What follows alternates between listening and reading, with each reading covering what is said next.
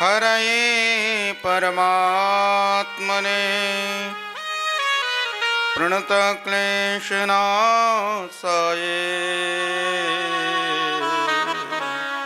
गोविन्दाय नमो नमः।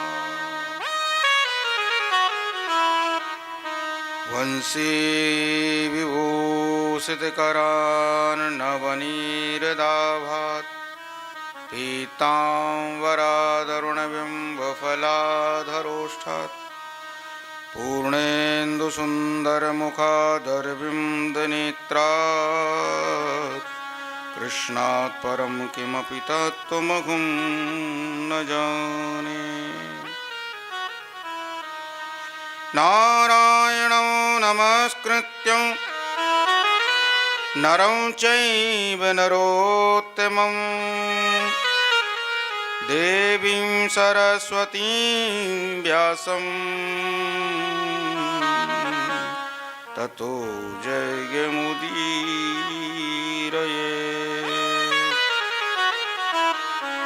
अतुलितबलधामं हेमशैलावदेहं धनुजवनकृशानं ज्ञानिनामाग्रगण्यं सकलगुणनिधानं वानराणामधीशं रघुपतिप्रियभक्तं वातजातं नमामि। ध्यानमूलं गुरुर्मूर्ति पूजामूलं गुरुर्पदं मंत्रमूलं गुरुर्वाक्यं मोक्षमूलं गुरुकृपा। श्री राधा मेरी स्वामिनी मैं राधे जी को दास जन्म जन्म मोहि दीजियो श्री वृंदावन वास। वृंदावन शोभन नहीं नंदगाम सोगाम वंशी वट सोवट नहीं कृष्ण नाम सो नाम।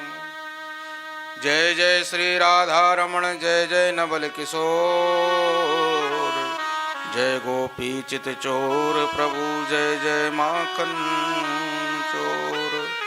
जय गोपी चित चोर प्रभु जय जय माखन चोर जय गोपी चित चोर प्रभु जय जय माखन चोर। बोले माखन चोर भगवान की वृंदावन बिहारी लाल की जय हो। भागवत महापुराण की जय हो। सतगुरुदेव भगवान की जय हो। वृंदावन धाम की जय हो। मिथिला कुंजाश्रम की जय हो। जय जय श्री राधेश्याम। परम मंगलमय परात्पर पराखलेश्वर कारण करुणा वरुणालय वक्त वांक्षा कल्पतरु तड़दित वृंदित पीताम्बरधारी शिवाल कृष्णलाल की बांगमय प्रतिमूर्ति श्रीमद् भागवत महापुराण। प्यारे प्रभु प्रेमियों भगवत प्रेमियों, ठाकुर जी की महती अनुकंपा कृपा से हम लोगों की सुंदर जीवन यात्रा का आज 7वां दिवस आरंभ हो रहा है। प्रभु की बड़ी कृपा और सद्गुरुदेव भगवान का पावन सानिध्य परम पूजनीय प्रातः स्मरणीय पूज्यपाद द्वाराचार्य निम्बारकाचार्य श्री मुकुंद देवाचार्य पीठाधीश्वर श्री राधे श्याम शरण देवाचार्य जी महाराज की अनंत कृपा से एवं महामंडलेश्वर स्वामी श्री किशोरी शरण जी महाराज की अध्यक्षता में दिव्य भागवत की कथा का आयोजन मिथिला कुंज परिसर वृंदावन धाम में हो रहा है। कथा का उद्देश्य मात्र और मात्र इतना ही है कि ज़्यादा से ज़्यादा लोगों का जन कल्याण हो सके, ज़्यादा से ज़्यादा मानव धर्म से जुड़ सके, व्यक्ति भगवान से जुड़ सके, भगवान के नाम से जुड़ सके, भगवान की गुण से लीला से धाम से जुड़ सके, सत कार्यों में व्यक्ति का जीवन लगे, हमारा धन सत कार्य में व्यय हो, यही केवल और केवल महापुरुषों का उद्देश्य है। इस भागवत कथा का भी यही उद्देश्य है और उसी उद्देश्य को लेकर के ये भागवत की कथा चल रही है। बड़ा ही सुंदर सा भाव मिथिला कुंज आश्रम में परिसर में 30 वर्षों से विगत 30 वर्षों से आप अपने टीवी स्क्रीन इत्यादि पर मिथिला कुंज आश्रम के चैनल पर देख सकते हैं। 30 वर्षों से लगातार हरिनाम संकीर्तन चल रहा है और मैंने कथाओं में नित्य निवेदन किया है, जहाँ भगवान का नाम संकीर्तन होता है, बोले वहाँ तो ठाकुर जी साक्षात रूप से विराजमान रहते हैं। कहीं भगवान रहे ना रहे, ढूंढने की कहीं कोई आवश्यकता नहीं भगवान को। जहाँ कीर्तन हो रहा हो, जहाँ 2-4 महापुरुष बैठ कर के भगवान का भक्त भगवान के कीर्तन कर रहे हों, बोले बस वहीं जाकर के आप भी बैठ जाइए, कहीं ना कहीं किसी ना किसी रूप में भगवान जरूर मिल जाएंगे। ये शास्त्रों की वाणी है, हम नहीं कह रहे हैं। और शास्त्रों की वाणी भगवान की वाणी होती है, वो कभी मिथ्या नहीं हो सकती है।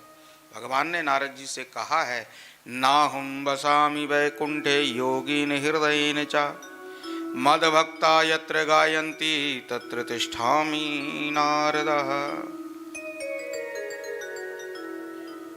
जहाँ मेरे भक्तजन बैठ कर के मेरा कीर्तन करते हैं, बस उन्हीं भक्तों के मध्य में जाकर के मैं भी विराजित हो जाता हूँ और मैं निश्चित ही वहीं मिलता हूँ जहाँ मेरा कीर्तन होता है।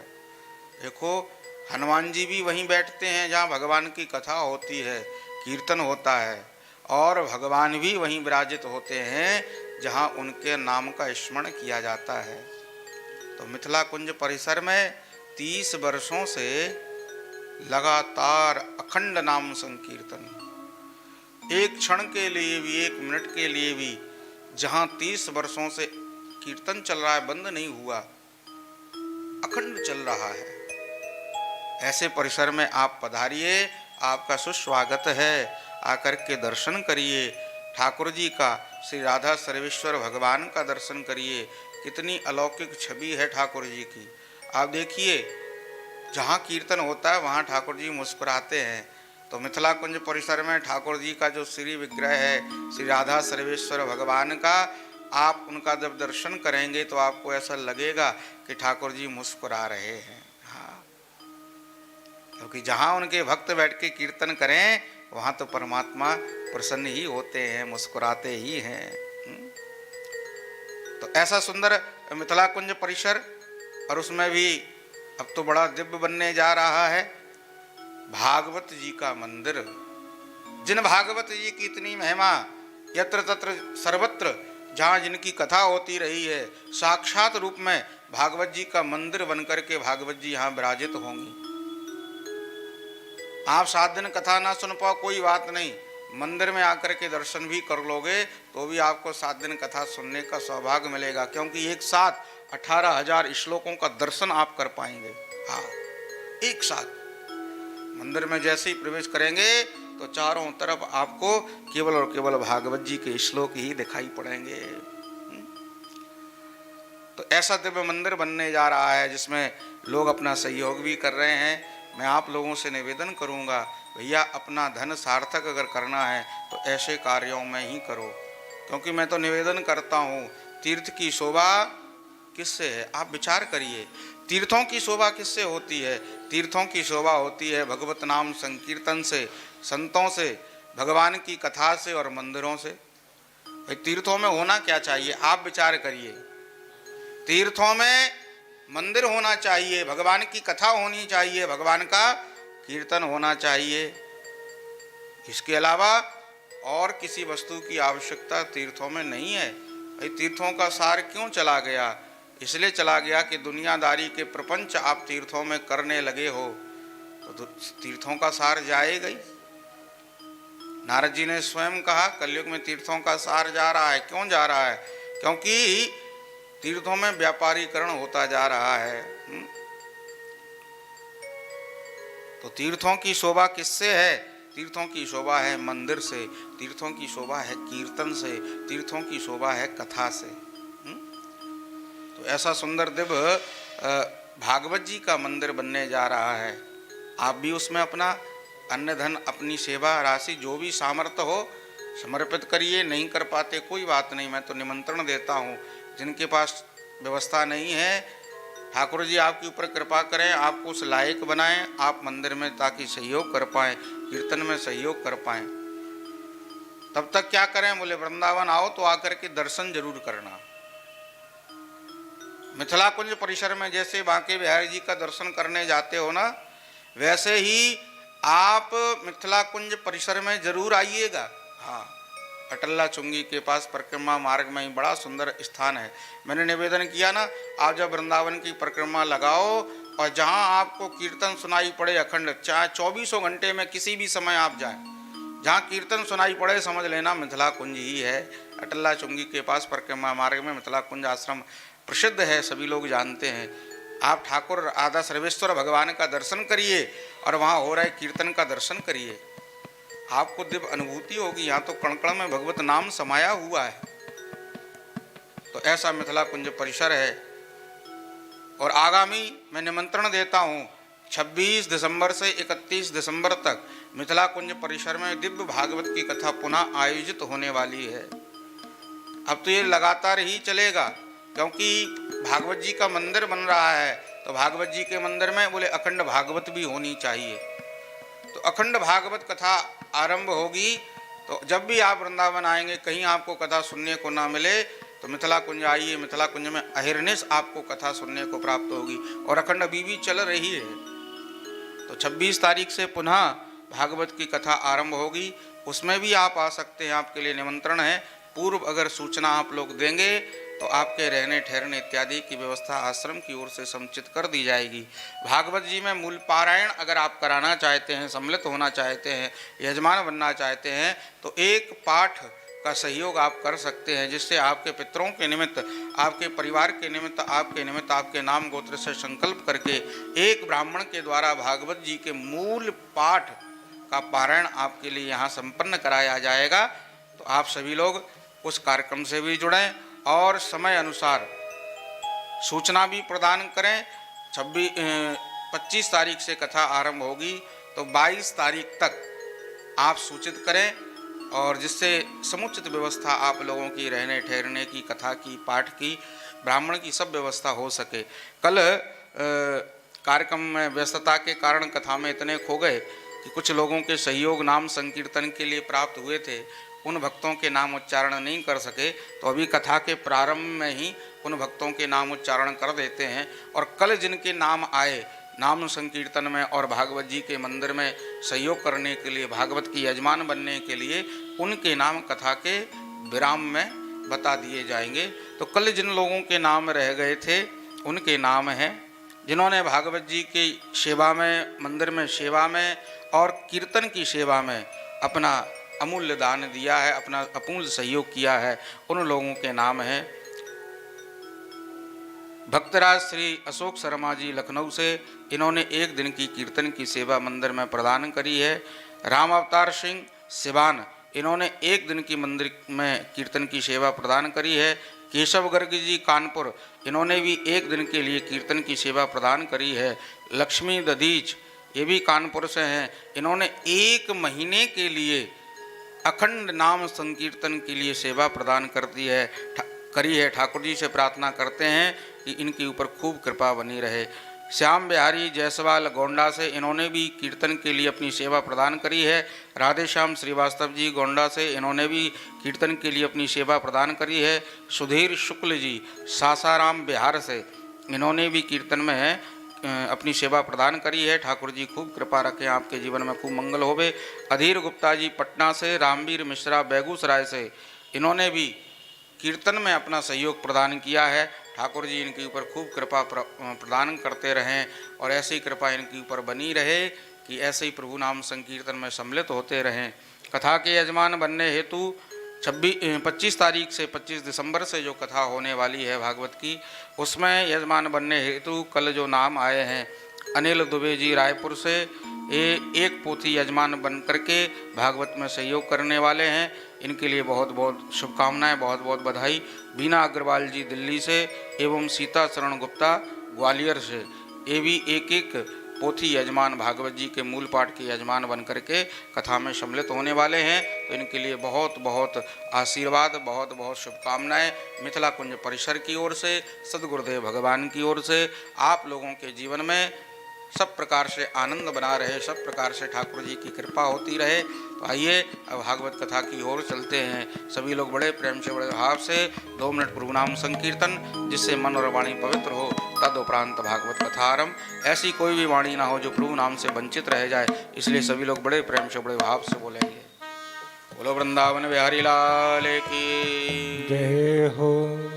बोलो राधे राधे गोविंद गोविंद राधे। बोलो राधे राधे गोविंद गोविंद राधे। बोलो राधे राधे गोविंद गोविंद राधे। बोलो राधे राधे गोविंद गोविंद राधे।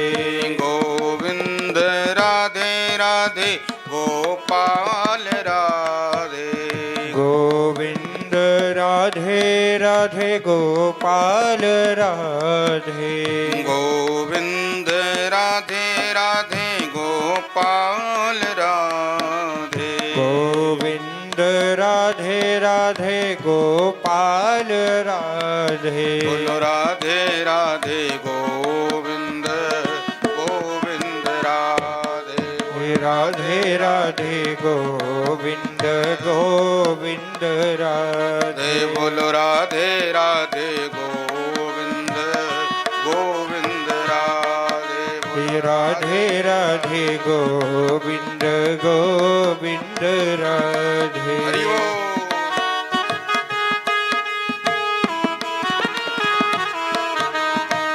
राधे।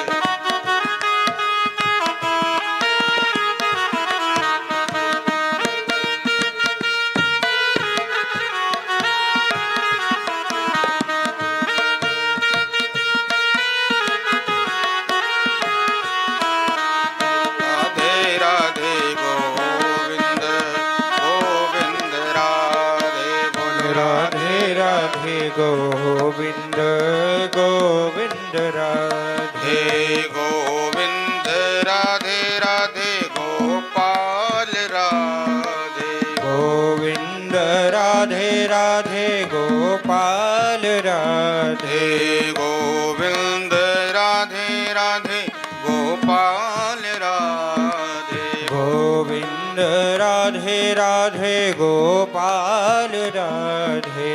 गोविंद राधे राधे गोपाल राधे। हे गोविंद राधे राधे गोपाल राधे। गोविंद राधे राधे गोपाल राधे। गोविंद राधे राधे गोपाल राधे। गोविंद राधे गोपाल राधे। गोविंद राधे गोपाल राधे। बोलो राधे राधे गोविंद गोविंद राधे। बोलो राधे राधे गोविंद गोविंद राधे। बोलो राधे राधे गोविंद गोविंद राधे। बोलो राधे राधे गोविंद गोविंद राधे। बोलो राधे राधे गोविंद गोविंद राधे। बोलो राधे राधे गोविंद गोविंद राधे। बोले राधा गोविंद भगवान की जय हो। वृंदावन बिहारी लाल की जय हो। परब्रह्म परमात्मा अकारण करुणा वृणालय भक्त वांछा कल्पतरु तड़दिन वृंदित पीताम्बरधारी श्री बालकृष्ण लाल की बांग्मय प्रतिमूर्ति श्रीमद् भागवत महापुराण। प्यारो प्रभु प्रेमियों, भगवत प्रेमियों, ठाकुर जी की महती अनुकंपा कृपा से हम लोगों की सुंदर जीवन यात्रा का 7वां दिवस आरंभ हो रहा है। बड़े ही प्रेम से, बड़े ही भाव से विगत 6 दिनों से भगवान के दिव्य भागवत की कथा श्रवण करके हम अपने मानव जीवन को धन्य बना रहे हैं। वास्तव में मानव जीवन की धन्यता यही है, भगवान की भक्ति से हमारा जीवन जुड़ जाए बोले तभी हमको अपना मानव जीवन धन्य मानना चाहिए। हाँ, बिना भगवान के भजन के जितना जीवन निकला वो सब का सब व्यर्थ चला गया, ऐसा ही मानो। हाँ, संत जनों की वाणी है। संत जन कहते हैं जीवन तभी सफल है जब हमारे जीवन में भगवान की भक्ति आ जाए, भगवान का प्रेम आ जाए, धर्म आ जावे। धर्म अगर जीवन में नहीं है तो हम मानव नहीं है, हम तो पशु के समान हैं। धर्म ही है जो हमको मानव बनाता है। पशु से हमको मानव बनाने वाला ये धर्म ही है। इसी धर्म की वजह से हम मानव कहलाने के योग्य हो जाते हैं। अन्यथा आप देखें, जो काम मनुष्य करता है वो सारे के सारे काम पशु भी करता है। करता है कि नहीं करता है? सारे काम करता है। हमको भूख प्यास लगती है, पशु को भी लगती है। हमको सर्दी गर्मी लगती है, पशु को भी लगती है। हमारे संतान का जन्म होता है, पशु के भी होता है। और कई कई पशु तो ऐसे हैं कि हमारे तो एक ही संतान का जन्म होता है, कई कई पशुओं के एक एक ही बार में 8-8, 10-10 बच्चों का जन्म हो जाता है। तो उस दृष्टि से अगर देखो तो हर तरीके से पशु हमसे श्रेष्ठ है। लेकिन फिर भी मानव जीवन की इतनी धन्यता क्यों कही जाती है? मानव जीवन की धन्यता इसलिए कही जाती है क्योंकि पशु चाहे भी तो भी भगवान का भजन नहीं कर सकता, और मनुष्य चाहे तो भगवान का भजन कर सकता है। मनुष्य चाहे तो धर्म में अपना जीवन लगा सकता है, पशु चाहे भी तो भी नहीं कर सकता। बस यही अंतर हमको पशु से अलग बना करके श्रेष्ठ बनाता है। तो जिसके जीवन में धर्म नहीं, जिसके जीवन में भगवान का भजन नहीं, जिसके जीवन में सत्कर्म नहीं, वो मनुष्य तो पशु से गया गुजरा है, तो पशु के समान है। तो सौभाग्यशाली हम आप लोग हैं जो भगवान की दिव्य भागवत की कथा में हम बैठ करके अवगाहन कर रहे हैं। और भगवान की कथा है कैसी सज्जनों, ध्यान देना, साधारण कथा नहीं है, कथा की महिमा है। कथा सुनने से क्या होता है? कई लोग कहते हैं कथा सुनने से क्या होता है, कथा सुनने से क्या होता है, क्यों इतना समय बर्बाद करना? ध्यान देना, कथा सुनने से जीवन की व्यथा मिट जाती है। जो आज आप दुखी होकर के घूम रहे हो ना, मेरे पास ये नहीं है, मेरे पास ये नहीं है, मेरे पास बेटा नहीं है, बेटी नहीं है, बेटी का विवाह नहीं हो रहा, कारोबार नहीं चल रहा, संपत्ति की कमी है, शरीर में रोग है, भगवान की भक्ति करने से, भगवान की कथा सुनने से क्या होता है? बोले जीवन की सारी व्यथा मिट जाती है। कथा की महिमा है, कथा कल्प वृक्ष है, आपके जीवन में कोई कमी नहीं रहने देगी। आप इस मार्ग पर चल कर के देखो, देखो दो तरह के मार्ग हैं संसार में, एक तो दुनियादारी का मार्ग है और एक आध्यात्म का मार्ग है। दुनियादारी के मार्ग पर तो आप हम सब लोग चल ही रहे हैं, पढ़ते हैं, लिखते हैं, पढ़ लिख करके फिर क्या करते हैं? बोले नौकरी ढूंढते हैं, नौकरी मिल जाती है तो पैसा कमाते हैं, पैसा कमा करके बोले फिर विवाह इत्यादि करते हैं, बच्चों को जन्म देते हैं, फिर उनका पालन पोषण करते हैं, बड़े करते हैं, फिर उनको पढ़ाते लगाते हैं, उनका विवाह इत्यादि करते हैं और चले जाते हैं। जिंदगी भर भागते रहते हैं, भागते रहते हैं, भागते रहते हैं।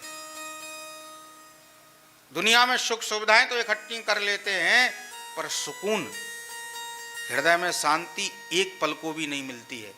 आप देखिए, आप अपने मन से विचार करिए, सुबह से लेकर के शाम तक आप नौकरी करते हैं या दुकान पर बैठते हैं, तो क्या एक क्षण को भी शांति हृदय में रहती है? अगर ग्राहक नहीं आया तो मन उदास, और ज्यादा ग्राहक आ जावे तो बेचैनी हो जाती, भैया इतने ग्राहक हैं कहीं वापस ना चले जाए, है ना? लेकिन मन में शांति नहीं है,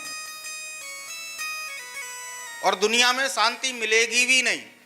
दुनिया का काम कितना भी कर लो, कितनी भी दुनिया में मेहनत कर लो, कितनी भी धन संपदा जुटा लो, मन को शांति नहीं मिलेगी। मन को शांति तो मिलेगी भगवत चरणों में ही,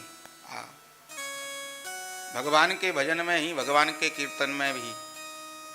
इसलिए मैं निवेदन करता हूँ कथाओं में, मैं ये नहीं कहता, हमारे शास्त्र ये बिल्कुल नहीं कहते कि आप धन मत कमाओ, बिल्कुल कमाओ, ईमानदारी से, सत्यता से, सत्य के मार्ग पर चल करके आप धन कमाइए, खूब कमाइए, जितना ज़्यादा से ज़्यादा कमा सको उतना कमाओ, पर ऐसा नियम बना लो कि अपने जीवन में कुछ भी हो जाए हमें धर्म का कार्य करना है, हमें भगवान का भजन करना है, हमें भगवान की कथा सुननी है। भाई 24 घंटे हैं, 24 घंटे में 24 घंटे तो आप कमाते नहीं हो, हैं? दुकान पे नहीं बैठे रहते हो, नौकरी नहीं करते हो। कितनी देर कमाते हो? ज़्यादा से ज़्यादा 6 घंटे, 8 घंटे। 8 घंटे भी अगर आप कमाते हो तो उसके बाद में भी आपके पास 16 घंटे बचते हैं। 16 घंटे में से 16 घंटे सोते भी नहीं हो। कितना सोते हो? ज़्यादा से ज़्यादा 6 घंटे। 6 घंटे की नींद वैसे पर्याप्त होती है। शास्त्रों में लिखा गया है कि मनुष्य को 6 घंटे ही सोना चाहिए, ये आयुर्वेद इत्यादि में लिखा है। मनुष्य को 6 घंटे सोना चाहिए स्वस्थ व्यक्ति को। इससे ज़्यादा अगर सोता है तो फिर वो रोगी होने लग जाता है।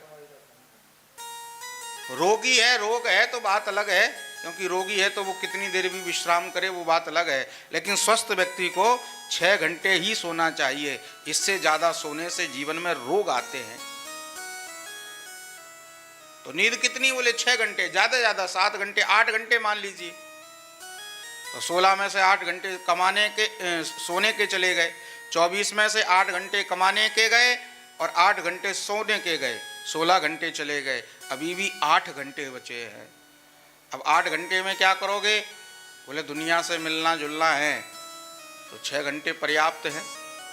दुनिया के सारे काम, भोजन, नहाना धोना, सारे काम 6 घंटे में आप निपटा लीजिए।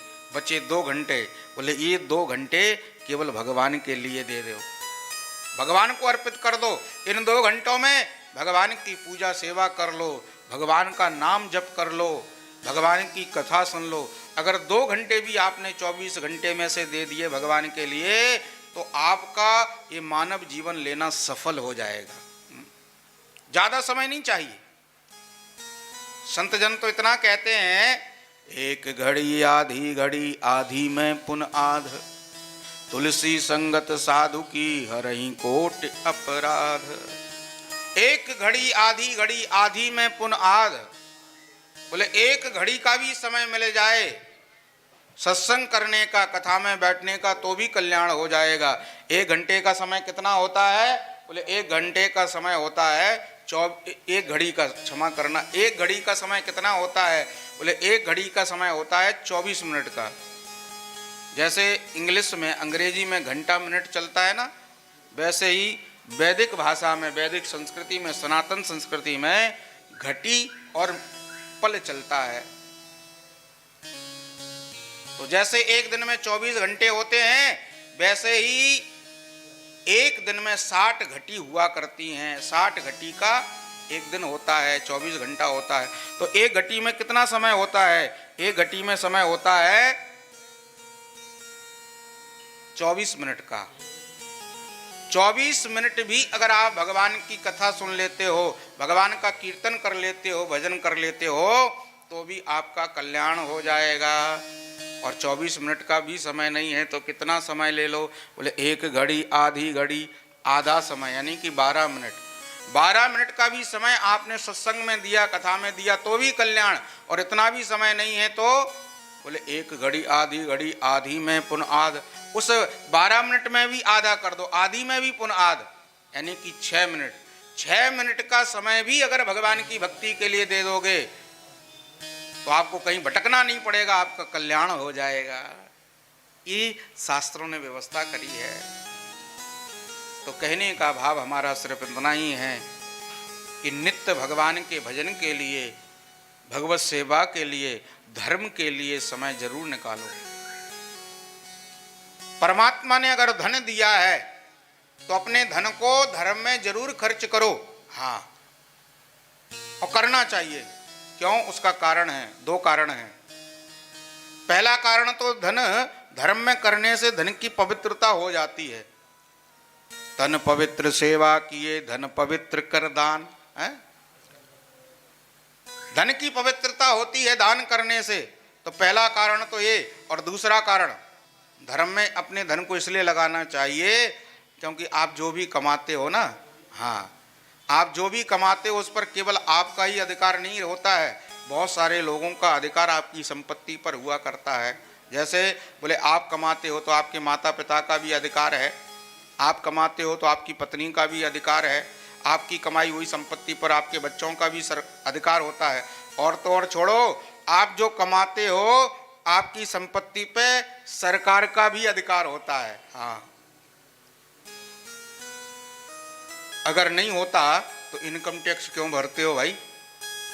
इनकम टैक्स के रूप में सरकार को कुछ ना कुछ देते हो, क्यों देते हो? कमा तो आप रहे हो, क्योंकि उनका भी अधिकार है। उसी प्रकार से आप जो धन संपत्ति कमा रहे हो, आपके पास जो संपत्ति है उस पर देवताओं का भी अधिकार है, क्योंकि उनकी कृपा से आपको जीवन मिला है और उनकी कृपा से आप कमा रहे हो। इसलिए अपने धन को धर्म में, देव कार्य में जरूर खर्च करो, तभी आपका धन पवित्र होगा। वरना क्या होगा? बोले जैसे सरकार को इनकम टैक्स नहीं भरो ना तो सरकार छापा मार देती है, सब कुछ ले जाती है। वैसे ही बोले धर्म नहीं करोगे, धर्म में अपना धन खर्च नहीं करोगे तो देवता छापा मारेंगे और जो संपत्ति है बोले सब चली जाएगी।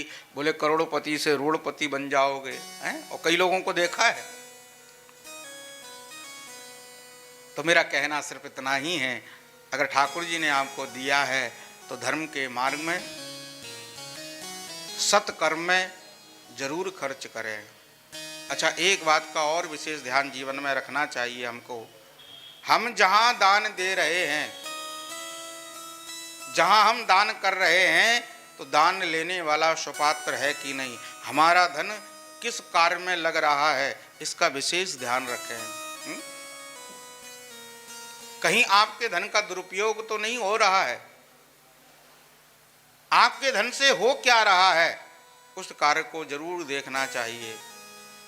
और मैं तो कथाओं में निवेदन करता हूं भैया, सबसे सच्ची सेवा तो यही है कि अपने धन को ऐसे कार्य में खर्च करो जिसमें धर्म होता रहे, जिससे धर्म होता रहे। तो कहने का भाव, बोले मानव जीवन किसका धन है? बोले मानव जीवन उसी का धन है जिसके जीवन में धर्म है। जो व्यक्ति धर्म से जुड़ा है, जो धर्म करता है, धर्म को बढ़ाता है, भगवान की भक्ति करता है, भगवान की भक्ति में सहयोग करता है, बोले उसका ही जीवन धन्य माना जाता है। बोलो वृंदावन बिहारी लाल की जय हो। तो कल की कथा में हमने बड़ी सुंदर चर्चा श्रवण करी। भगवान का दिव्य वैवाह महोत्सव, श्री रुक्मिणी महारानी जो लक्ष्मी जी के ही अवतार हैं और उनके संग में संपन्न हुआ। बड़े आनंद से, बड़े प्रेम से भगवान अपने गृहस्थ जीवन में निवास करते हैं। एक बालक हुआ, संबरासुर नाम का दैत्य उसको ले गया, जिस बालक का नाम प्रद्युम्न पड़ा। एक कामदेव के अवतार है। जब शंकर जी ने कामदेव को जला दिया था और उसकी पत्नी रति ने शंकर जी से निवेदन किया तो भोले बाबा ने उसको आशीर्वाद दिया था, जब यदुवंश कृष्ण अवतारा, जब यदुवंश में भगवान कृष्ण का अवतार होगा तब तुम्हारा पति कृष्ण का पुत्र बनकर के आएगा। तो वही कामदेव कृष्ण पुत्र प्रद्युम्न के रूप में प्रकट भये। संबरासुर हरण करके ले गया था, लेकिन प्रभु कृपा से प्रद्युम्न जी की रक्षा हुई और बड़े होकर के प्रद्युम्न जी ने संबरासुर को मारा और लौट करके अपने द्वारकापुरी वापस आए। अन्य अन्य विवाहों की चर्चा करते हैं। भगवान का दूसरा विवाह हुआ जाम्बती के संग में। कैसे तो बताया, एक प्रसेन, एक सत्राजित नाम के राजा थे। आसी सत्राजितो नाम। सत्राजित नाम के राजा थे, सूर्य देवता के परम भगत थे। प्रीत तस्मै मणिम प्रादात सूर्य अस्तुष्ट श्यमंतकम। श्यमंतक नाम की मणि दी सूर्य देवता ने प्रसन्न होकर के इनको। और उस मणि की महिमा थी कि जो भी उस मणि की पूजा करता वो मणि उस व्यक्ति को 8000 तोला सोना नित्य प्रति दिया करती थी। एक दिन उस मणि को पहन करके द्वारकाधीश के पास गए सत्राजित, तो भगवान ने सत्राजित का स्वागत किया, आइए महाराज पधारिए। सत्राजित से उस मणि के विषय में पूछा तो सत्राजित ने बताया, हाँ द्वारकाधीश, मुझे नित्य प्रति 8000 तोला सोना ये मणि देती है। तो भगवान ने कहा, भैया 8000 तोला सोना बहुत होता है नित्य का, इतने धन का आप करोगे क्या? आप क्या करना है आपको? आप एक काम करिए, इतना धन आपके पास में है तो आप अपने धन से धर्म करिए। और मैं हमेशा कथाओं में निवेदन करता हूं, अगर प्रभु ने कृपा करी आपके ऊपर और आपको धनवान बनाया है तो निश्चित आपको इसलिए धनवान प्रभु ने बनाया है ताकि आप अपने धन से धर्म कर सकें। लेकिन हम लोगों की कमी है, जैसे जैसे धन बढ़ जाता है बोले वैसे ही वैसे लोभ भी बढ़ जाता है, तो धर्म के मार्ग में खर्च नहीं करते हैं। अरे उससे लाभ आपको ही है, आप अपने धन से अगर धर्म करोगे तो दुनिया में आपका नाम होगा। हाँ, पर दुनिया की बड़ी विचित्र स्थिति है, अपने धन को धर्म में खर्च नहीं करते हैं। कई बार मैं देखता हूं लोगों को, धनवान बहुत हैं पर धर्म के नाम पर, बोले धर्म के नाम पर आप उनके पास जाओ कि हम कोई यज्ञ कर रहे हैं, कोई कथा भागवत इत्यादि कर रहे हैं, या कहीं कोई प्याऊ लगा रहे हैं, कहीं कोई भंडारा लगा रहे हैं, आप सहयोग कर दीजिए, तो मुश्किल से मुश्किल 50-100 रुपए उनकी जेब से निकलते हैं और करोड़ों कमाते हैं। कमाने की बुराई नहीं है, बहुत अच्छी बात है। हम तो प्रभु से प्रार्थना करेंगे कि प्रत्येक व्यक्ति के जीवन में खूब धन आवे, लेकिन साथ साथ में ये निवेदन भी करेंगे, आपके पास अगर धन आए तो धर्म के काम में जरूर खर्च करो भैया। धन की सफलता इसी में है कि धर्म बढ़े, धर्म बढ़ेगा तो आपका नाम भी बढ़ेगा। हाँ, पर लोग व्यर्थ के कार्यों में खर्च कर देंगे धन को, पर अपने धन से कभी धर्म नहीं करेंगे। और जो लोग अपने धन से धर्म नहीं करते, केवल धन ही कमाते रहते हैं, उनका धन फिर गलत मार्गों में व्यय होता है, क्योंकि धन चंचल है, एक जगह रुकेगा नहीं। अगर धर्म के मार्ग में खर्च नहीं करोगे तो कभी किसी कोर्ट केस में जाएगा, वकीलों को देना पड़ेगा, ना चाहते हुए भी देना पड़ेगा है, या फिर कोई रोग ऐसा आ जाएगा तो डॉक्टरों को देना पड़ेगा। किसी ना किसी रूप में बोले धन आपका निकलेगा। इसलिए ये सारी व्याधियां हमारे जीवन में ना आए, उससे अच्छा है कि आप धर्म करते रहिए, धर्म में अपना धन लगाते रहिए, कुछ ना कुछ धन निकालते रहिए। वैसे भी शास्त्रों का नियम है, प्रत्येक व्यक्ति को अपनी कमाई में से, अपनी पुण्य कमाई में से 10% दशांश धर्म के लिए निकालना चाहिए। हाँ, दशांश निकालना चाहिए। मतलब आप अगर एक महीने में 1 लाख रुपए कमाते हो तो 10,000 रुपए दशांश धर्म के लिए निकालो। वो आप अपनी इच्छा के अनुसार, जहां आपको अच्छा लगे कि हमें ये धर्म का काम करना है, ये धर्म का काम करना है, उसमें लगा दीजिए। इससे होगा क्या, बोले आपकी कमाई कभी भी कम नहीं हो सकती, निरंतर बढ़ती जाएगी। विश्वास करके देखिए। अच्छा, एक चीज मैंने देखी है, कथा करने का जब सौभाग्य लगता है, और कई मारवाड़ी परिवारों में हमारी कथा हुई तो हमने देखा उन्होंने अपने जीवन में एक नियम बनाया हुआ है। अधिकांशतः मारवाड़ी समाज ने एक नियम बनाया है, और आप देखें दुनिया में सबसे ज़्यादा पूंजीपति, सबसे ज़्यादा धनवान यही समाज है, मारवाड़ी समाज। इन्होंने अपना एक नियम बनाया, मुझे बड़ा अच्छा लगा।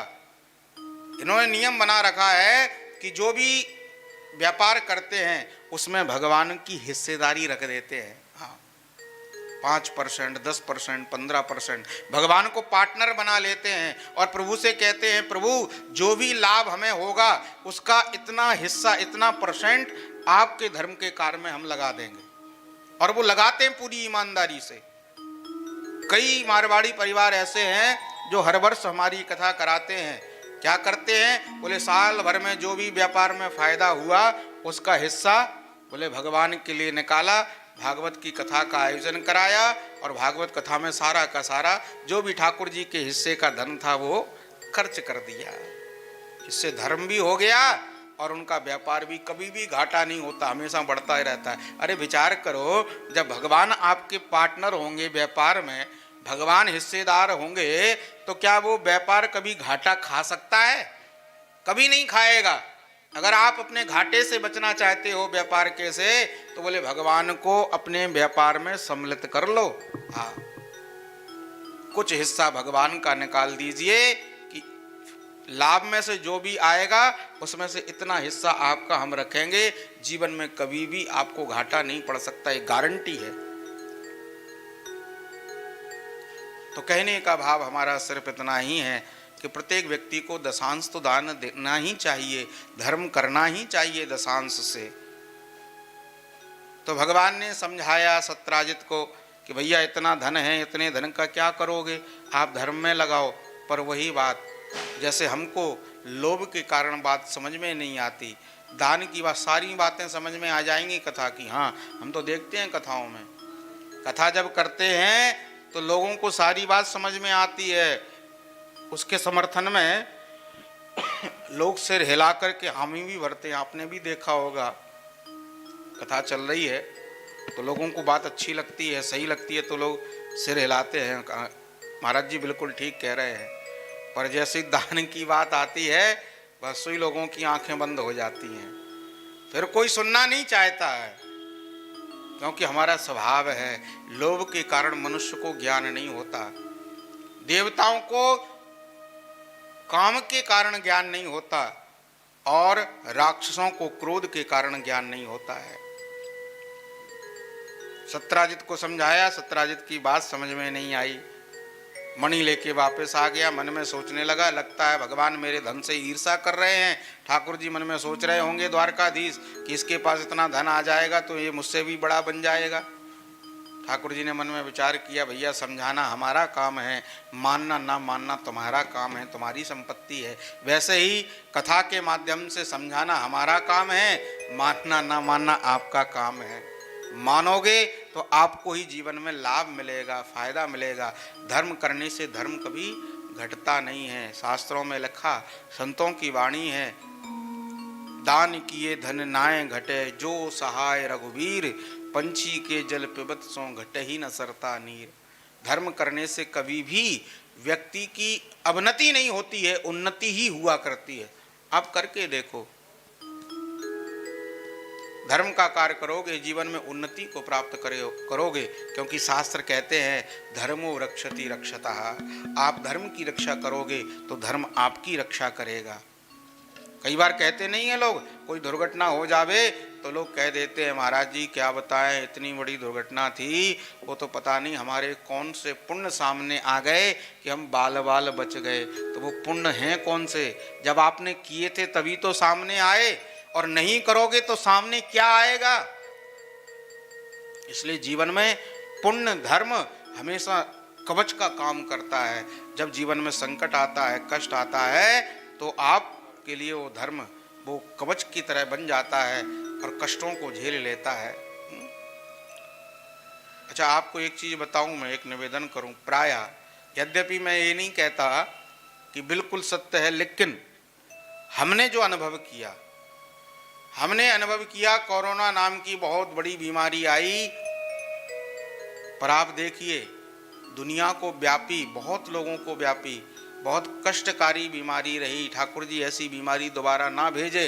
लेकिन आप देखिए कोरोना की बीमारी इतनी आई और इस दुनिया में इतने साधु संत हैं, शायद ही 2-4% किसी साधु संत पर कोरोना का असर हुआ होगा। अन्यथा बोले साधु संत जहाँ के तहाँ जैसे के तैसे बैठे हुए हैं, कोई फर्क नहीं पड़ा। क्यों नहीं पड़ा? क्योंकि उनके पास भजन की और धर्म की शक्ति थी। सत्पुरुषों के ऊपर कोई प्रभाव नहीं पड़ा। जो गृहस्थी भी धर्म कर्म से जुड़े रहते थे, जीवन में धर्म कर्म करते रहते थे, भजन करते रहते थे, बोले उनके जीवन में उस महामारी का बहुत कम असर हुआ। असर किसके ऊपर हुआ? भारत में तो बहुत अच्छी स्थिति रही, विदेशों में आप लोगों को देखें, कुछ भी खाते हैं, कैसे भी रहते हैं, उनकी क्या स्थिति हुई। सब कुछ साधन होते हुए भी लाखों करोड़ों की मृत्यु हो गई। क्यों? क्योंकि उनके जीवन में धर्म नहीं है। उनके जीवन में भौतिकता है, उनके जीवन में सुख सुविधाएं हैं, धर्म कर्म नहीं है, तप नहीं है, पुण्य नहीं है, इसलिए उस संकट से उनकी रक्षा नहीं हो सकी। तो धर्म कर्म जो है ना जीवन में रक्षा का कवच करता है, काम करता है, इसलिए जीवन में धर्म का काम अवश्य करिए। प्रसन्न ने बात नहीं मानी। एक दिन उसका भाई उस मणि को पहन करके गया, जंगल में किसी सिंह ने उसको मार डाला। लौट करके जब नहीं आया उसका भाई प्रसन्न का, तो प्रसन्न ने कहना आरंभ कर दिया, द्वारकाधीश ने मुझसे मणि मांगी थी, मैंने देने से मना कर दिया, तो लगता है मेरे भाई को द्वारकाधीश ने मरवा दिया या बंदी बना लिया और मणि द्वारकाधीश के पास है। भगवान ने मन में सोचा ये तो हमको व्यर्थ का कलंक लग गया, जब तक इसका मार्जन नहीं करूंगा तब तक अपनी नगरी में प्रवेश नहीं करूंगा। भगवान गए, ढूंढा, एक जगह प्रसन्न मरा पड़ा है पर मणि वहां नहीं है, पर उसके पास में किसी सिंह के पंजे के निशान बने हैं। उन पंजों के निशानों को भगवान देखते गए तो एक जगह सिंह भी मरा पड़ा है और वहाँ भी मणि नहीं है, वहाँ पर किसी रीछ के भालू के पैरों के निशान हैं। उन निशानों को देखते हुए भगवान गए तो गुफा में प्रवेश कर गए। एक कन्या उस मणि से खेल रही थी, भगवान ने मणि को छीना, लेकर के जाने लगे तो कन्या ने आवाज़ लगाई, पिताजी ये कोई मनुष्य मणि ले जा रहा है। तो जामवंत जी महाराज निकले, ये जामवंत जी वही रामावतार वाले हैं, आए और आकर के भगवान से युद्ध करने लगे। 27 दिन तक युद्ध चला, जामवंत जी की नस नस ढीली हो गई।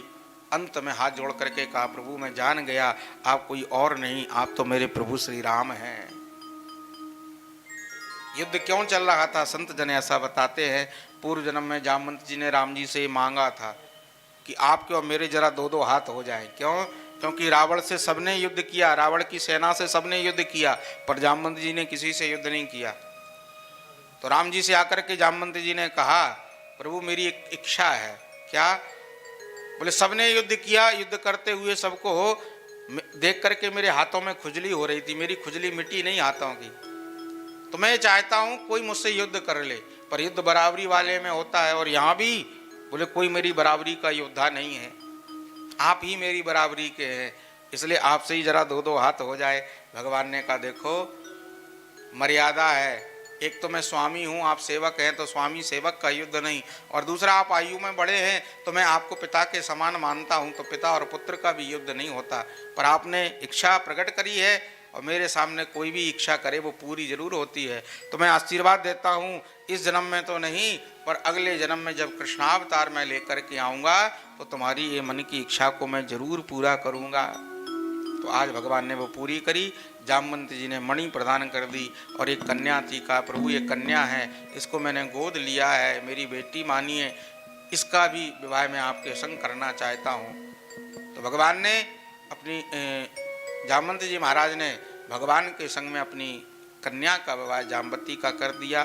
भगवान मणि को और जामवती को लेकर के आए, सत्राजित को मणि दी और कहा कि ऐसे व्यर्थ का कलंक मत लगाया करो, किसी को ऐसे झूठा कलंक मत लगाया करो।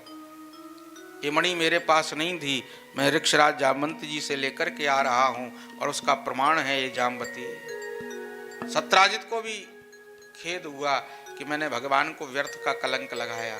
अब इसको भी ज्ञान हुआ, मन में विचार किया वास्तव में मैं इतने धन का करूँगा क्या, परिवार में लोग कितने हैं, मैं हूँ, मेरी पुत्री है, मेरी पत्नी है, भाई था वो मर गया, पुत्री का विवाह हो जाएगा, वो अपने घर चली जाएगी, बचेंगे हम दो प्राणी, तो इतने धन का करेंगे क्या। तो अपनी पुत्री सत्यभामा को संग में लेकर के आए सत्राजित महाराज और भगवान के चरणों में मणि रख दी, प्रभु इसको भी आप संभालिए, जैसे भी जहाँ लगाना है आप लगाइए, और ये मेरी पुत्री है सत्यभामा, इसको भी आप स्वीकार करिए। तो तीसरा विवाह भगवान का सत्यभामा के संग में हुआ। चौथा विवाह भगवान का यमुना जी कालिंदी जी के संग में हुआ। पांचवा विवाह भगवान का मित्रबिंदा के संग में हुआ। छठवां विवाह भगवान का नागनिजति के संग में हुआ। सातवां विवाह भगवान का लक्ष्मणा के संग में, और आठवां विवाह भगवान का भद्रा के संग में हुआ। इस प्रकार से अष्ट विवाह भगवान के प्रमुख रूप से हुए। एक असुर था भौमासुर, जिसका नाम था, पृथ्वी का बेटा था, इसको वरदान मिला था कि जब तक इसकी माँ पृथ्वी नहीं कहेगी तब तक ये मर नहीं सकता। भगवान को पता चला बड़ा ही दुष्ट है, तो भगवान उससे युद्ध करने के लिए गए सत्यभामा को संग में लेकर के, क्योंकि सत्यभामा जो है ना वो पृथ्वी के अवतार हैं ऐसा मानते हैं।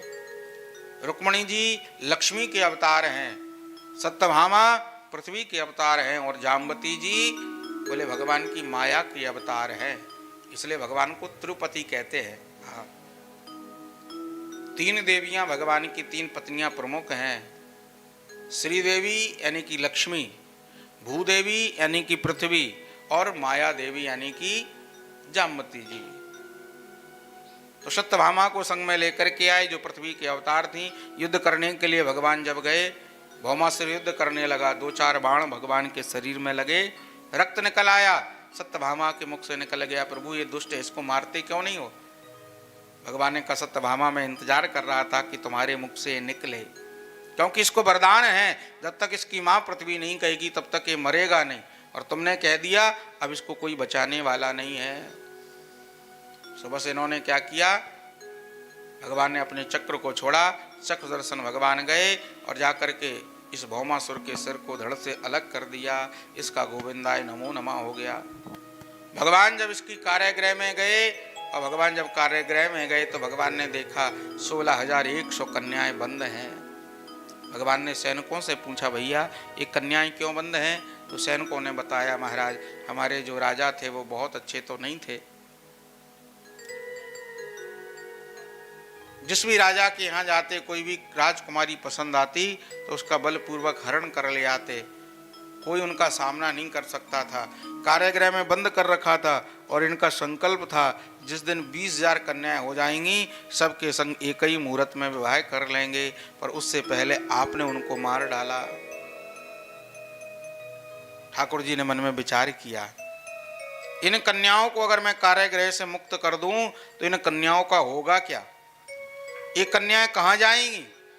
क्योंकि कोई भी माता पिता इनको स्वीकार नहीं करेंगे लोक लाज के भय के कारण।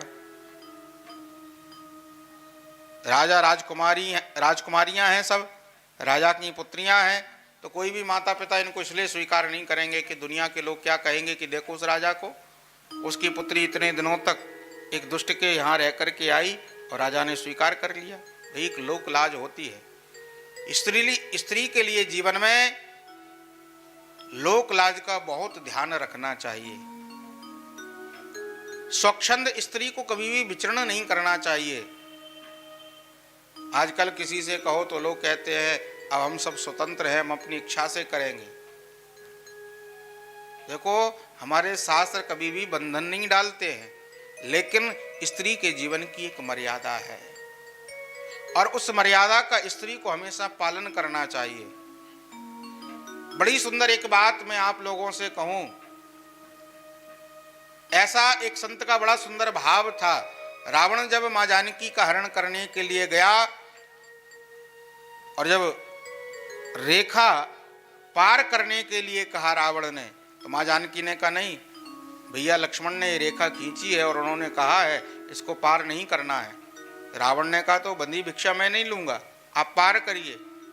और मां जानकी ने जब उस लक्ष्मण रेखा का लंघन किया, उसको पार किया, तो रावण हरण करके ले जाने लगा। तो मां जानकी ने रावण से कहा रे दुष्ट, संत का रूप बना करके आया और मेरा हरण करके जा रहा है, अगर हिम्मत है तो एक बार मुझे वापस रेखा के अंदर जाने दे, उस सीमा के अंदर जाने दे, फिर देखती हूं तू मेरा कैसे स्पर्श कर सकता है। तो रावण भी ज्ञानी था।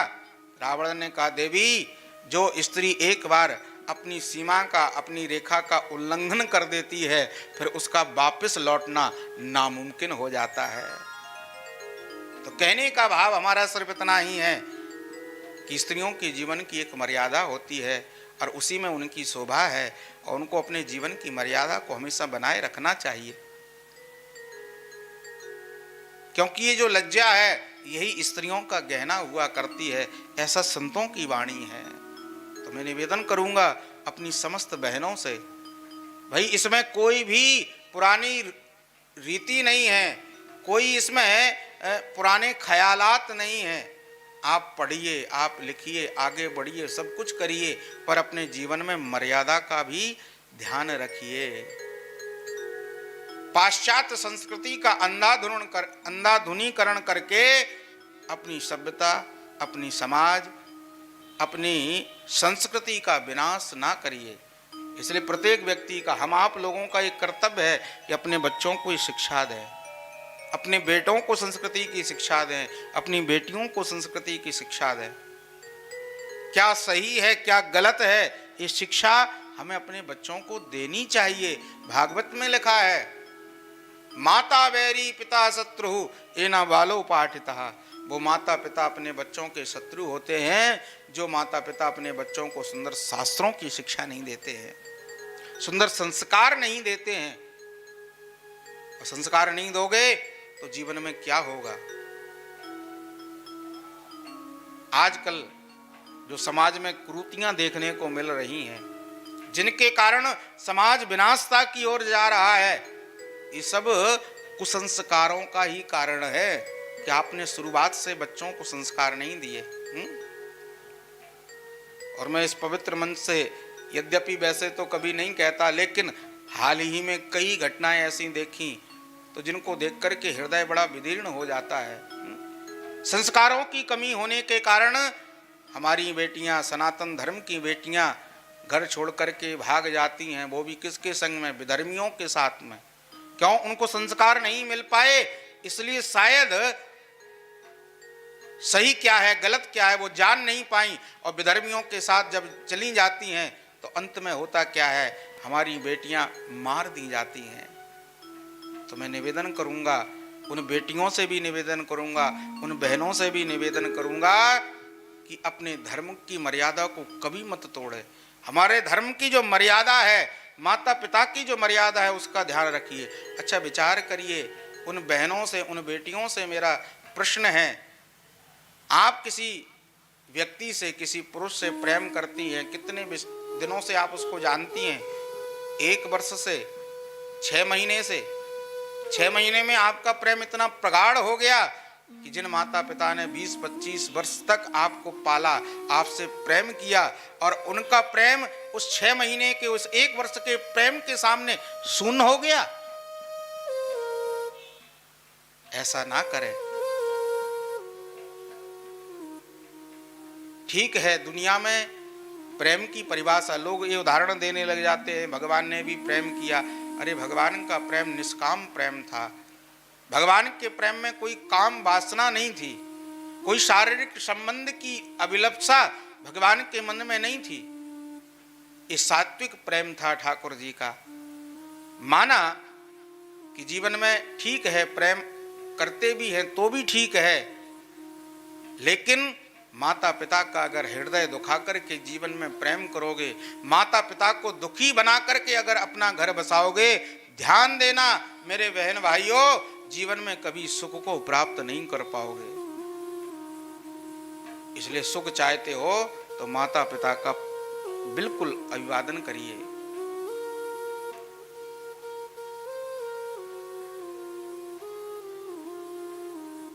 तो कहने का भाव, भगवान ने मन में विचार किया, इन कन्याओं का होगा क्या? ये कन्याएं कहाँ जाएंगी? कोई भी माता पिता स्वीकार नहीं करेंगे, कोई इनसे विवाह नहीं करेगा, क्योंकि एक दुष्ट की कैद में रह करके आई हैं। तो फिर इनके सामने 2 ही रास्ते बचेंगे, या तो गलत मार्ग का अनुसरण कर लेंगी, या फिर किसी कुएं बावड़ी नदी में गिर करके मर जाएंगी, आत्महत्या कर लेंगी। तो दोनों स्थितियों में पाप है। तो मुझे क्या करना है? मेरा तो जन्म ही हुआ है, अवतार ही मेरा इसलिए हुआ है, अधर्म को खत्म करने के लिए और पुण्य को बढ़ाने के लिए। तो भगवान ने क्या किया? बोले उन 16,100 कन्याओं को पत्नी के रूप में स्वीकार कर लिया, और पत्नी के रूप में स्वीकार करके सबको पत्नी बना करके द्वारका में ले आए। सबके लिए भगवान ने अलग अलग महल बनवा दिया। समस्त पत्नियां अलग अलग भवनों में निवास करती हैं। 16,108 विवाह भगवान के हो गए। अब देखो, भगवान तो बड़े आनंद से अपनी द्वारकापुरी में अपने गृहस्थ जीवन में रह रहे हैं, पर नारद जी को चिंता हो गई। नारद जी ने मन में विचार किया, दुनिया में कोई एक विवाह कर ले तो अपनी एक पत्नी को प्रसन्न नहीं रख पाता है, भगवान के तो 16,108 है, तो भगवान 16,108 को कैसे प्रसन्न रखते होंगे? जरा भगवान की गृहचर्या देख के आए।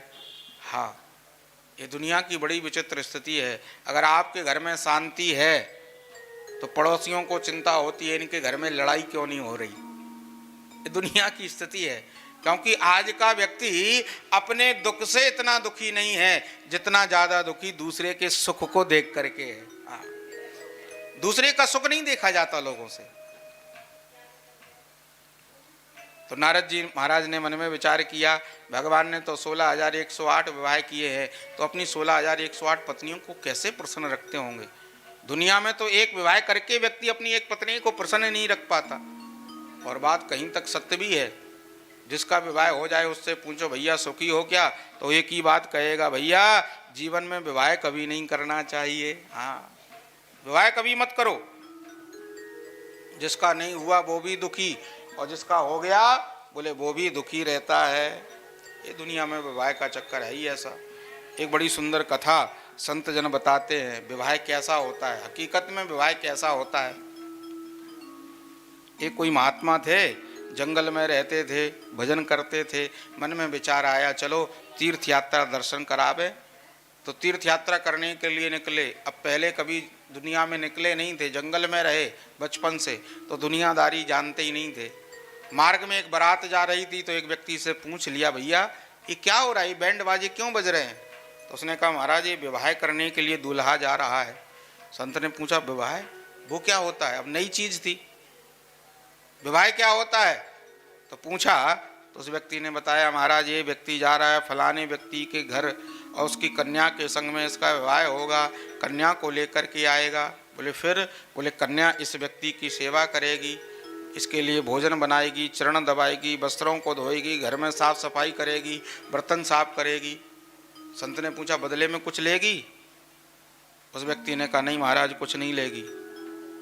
संत ने मन में सोचा, अरे विवाह तो बहुत अच्छी चीज़ है, फ्री में एक नौकर मिल जाता है काम करने वाला, तो फिर हमने विवाह क्यों नहीं किया अभी तक, हमको भी विवाह कर लेना चाहिए। तो सोचा चलो तीर्थ यात्रा कराएं फिर विवाह करेंगे। तो जैसे ही चले, अब रात्रि हो गई, तो एक जगह कुआं था, तो सोचा यहीं विश्राम कर लेते हैं, सुबह स्नान करके, जल है ही है, स्नान करके नित्य क्रिया करके यहीं से निकल जाएंगे। तो कुएं के किनारे ये संत सो गए, और जैसे ही सोए तो दिन में विवाह देखा था, तो रात्रि में विवाह का सपना आ गया, क्योंकि दिन में जो देखोगे रात्रि में वही सपने में आएगा। तो विवाह का सपना आ गया, तो देख रहे हैं कि अपना भी विवाह हो गया, कन्या को लेकर के घर में आ गए, बड़े आनंद से रहते हैं। कन्या खूब सेवा करती है, भोजन बनाती है, चरण दबाती है, वस्त्रों को धोती है, कुटिया की साफ सफाई करती है, सब कुछ करती है। धीरे धीरे समय गुजरा, 1-2 बाल गोपालों का जन्म हो गया। एक दिन की बात, अब सपने में देख रहे हैं, एक दिन की बात, सो रहे थे, बीच में बच्चे लेटे हैं, उधर इनकी पत्नी लेटी थी। अब देख रहे हैं सपने में कि पत्नी ने कहा इनसे कि सुनो जी थोड़ा सा खिसक जाओ। बोले क्यों। बोले बच्चे ने बिस्तर गीला कर दिया है, तो आप थोड़ा सा खिसक जाओ तो बच्चे को मैं सूखे में कर दूं। तो संत खिसक गए। पत्नी ने कहा थोड़ा और खिसकी, अब मैं गीले में हूँ, थोड़ा और खिसक जाइए। जैसे ही खिसके तो थोड़ा सा ज़्यादा खिसक गए। कुएं के किनारे सो रहे थे, सो कुएं में धम्म सीना गिर गए। रात्रि भर ठंडे पानी में पड़े रहे, बचाओ बचाओ कहते रहे। सुबह लोग वहाँ से निकले तो लोगों की दृष्टि पड़ी, तो लोगों ने संत जी को बाहर निकाला। पूछा महाराज कुएं में कैसे गिर गए। संत ने कहा भैया मैं जान गया विवाह कैसा होता है। बोले मतलब। अरे बोले मेरा तो सपने में विवाह हुआ, और सपने में विवाह के होने के कारण रात भर कुएं में गिरना पड़ा, और जिनका असलियत में होता है उनका तो भगवान ही मालिक है। तो कहने का भाव ऐसी स्थिति है दुनिया की। तो नारद जी को चिंता हुई कि भगवान अपनी 16,100 पत्नियों को कैसे प्रसन्न रखते होंगे। देख कर के आए, तो देखने के लिए गए तो भगवान ने भी लीला कर दी। नारद जी रुक्मिणी भवन में सब प्रथम पहुँचे, तो भगवान ने स्वागत किया, आइए नारद जी पधारिए पधारिए, बड़ी कृपा करी आपने। चरणों को धोया, आरती को उतारा और 2 लड्डुओं का भोग लगाया। नारद जी ने मन में विचार किया रुक्मिणी भवन में भगवान हैं, दूसरे भवन में नहीं होंगे, जाकर के देखता हूँ, अगर दूसरे भवन में नहीं हुए तो अभी भगवान के घर में महाभारत कराते हैं। हाँ, दूसरे भवन में गए, और दूसरे भवन में गए तो वहाँ भी देखा, वहाँ भी द्वारकाधीश हैं, और द्वारकाधीश लीला करते हैं। द्वारकाधीश ने यहाँ भी भगवान का स्वागत, नारद जी का स्वागत किया, आइए नारद जी पधारिए, बड़ी कृपा करी। आसन दिया, बैठाया, चरणों को धोया, 2 लड्डुओं का भोग लगाया और आरती को उतारा। नारद जी चौंके, अरे जिस जगह जाता हूँ वहीं द्वारकाधीश, तीसरे भवन में गए तो क्या देखते हैं, यहाँ भी द्वारकाधीश हैं। यहाँ भी द्वारकाधीश ने इनका स्वागत किया, चरणों को धोया, आरती उतारी और 2 लड्डुओं का भोग लगा दिया। ऐसे करते करते 8 महलों में गए और जिस भी महल में जाते हैं उसी महल में द्वारकाधीश मिल जाते हैं और द्वारकाधीश उसी महल में स्वागत करते हैं, चरणों को धोते हैं, 2 लड्डुओं का भोग लगाते हैं और आरती उतारते हैं। तो नारद जी महाराज ने मन में विचार किया, अगर मैं प्रत्येक महल में गया और ऐसे ही प्रत्येक महल में द्वारकाधीश मिले और ऐसे ही मैंने अगर चरण धुलवाए प्रत्येक महल में, तो धुलते धुलते चरण तो पूरे धुल जाएंगे, एड़ियाँ एड़ियाँ बची रह जाएंगी, क्योंकि 16,108 महल है। और 2-2 लड्डू भी खाए तो 32,216 तो लड्डू होते हैं, कैसे इतना खाऊंगा। तो नारद जी क्या करते हैं, बोले महल में अंदर नहीं जाते हैं, बस बाहर से झांक करके देखते हैं। द्वारकाधीश होते हैं तो आगे निकल जाते हैं। नारद जी देख रहे हैं कहीं पर भगवान अपने बच्चों को सुंदर शिक्षा दे रहे हैं, कहीं पर मंत्रियों को संग बैठ कर के मंत्रणा कर रहे हैं, कहीं पर बैठ कर के जप यज्ञ कर रहे हैं, कहीं पर संतों की सेवा कर रहे हैं, सत्संग कर रहे हैं, कहीं माता पिता की सेवा कर रहे हैं, कहीं पर भगवान सभा में बैठ कर के अपने दरबारियों की फरियाद को सुन रहे हैं, कहीं पर पत्नियों के संग बैठ कर के हास परिहास कर रहे हैं। इस प्रकार से नारद जी ने भगवान की गृहचर्या का दर्शन किया और गृहचर्या का दर्शन करते करते नारद जी महाराज प्रथम वाले महल में रुक्मणी भवन में आए। तो द्वारकाधीश ने फिर से स्वागत किया, नारद जी आइए आइए पधारिए, बड़े दिनों में आना हुआ। नारद जी हाथ जोड़ करके बोले, महाराज गया कब था जो पधारा, मैं तो इतने समय से यहीं आपके महलों में ही घूम रहा हूँ। चरणों में गिर करके कहा, प्रभु मुझे भ्रम हो गया था कि आप अपनी पत्नियों को कैसे प्रसन्न रखते होंगे, लेकिन सारा भ्रम दूर हो गया और मैं जान गया, अरे जो परमात्मा आनंद के सिंधु हैं, उन परमात्मा से भी भला कोई नाराज हो सकता है क्या? हाँ, परमात्मा से कभी कोई नाराज नहीं हो सकता है। और देखो जीवन में ये शिक्षा ले लेनी चाहिए, हमें अपना गृहस्थ जीवन कैसे रखना है।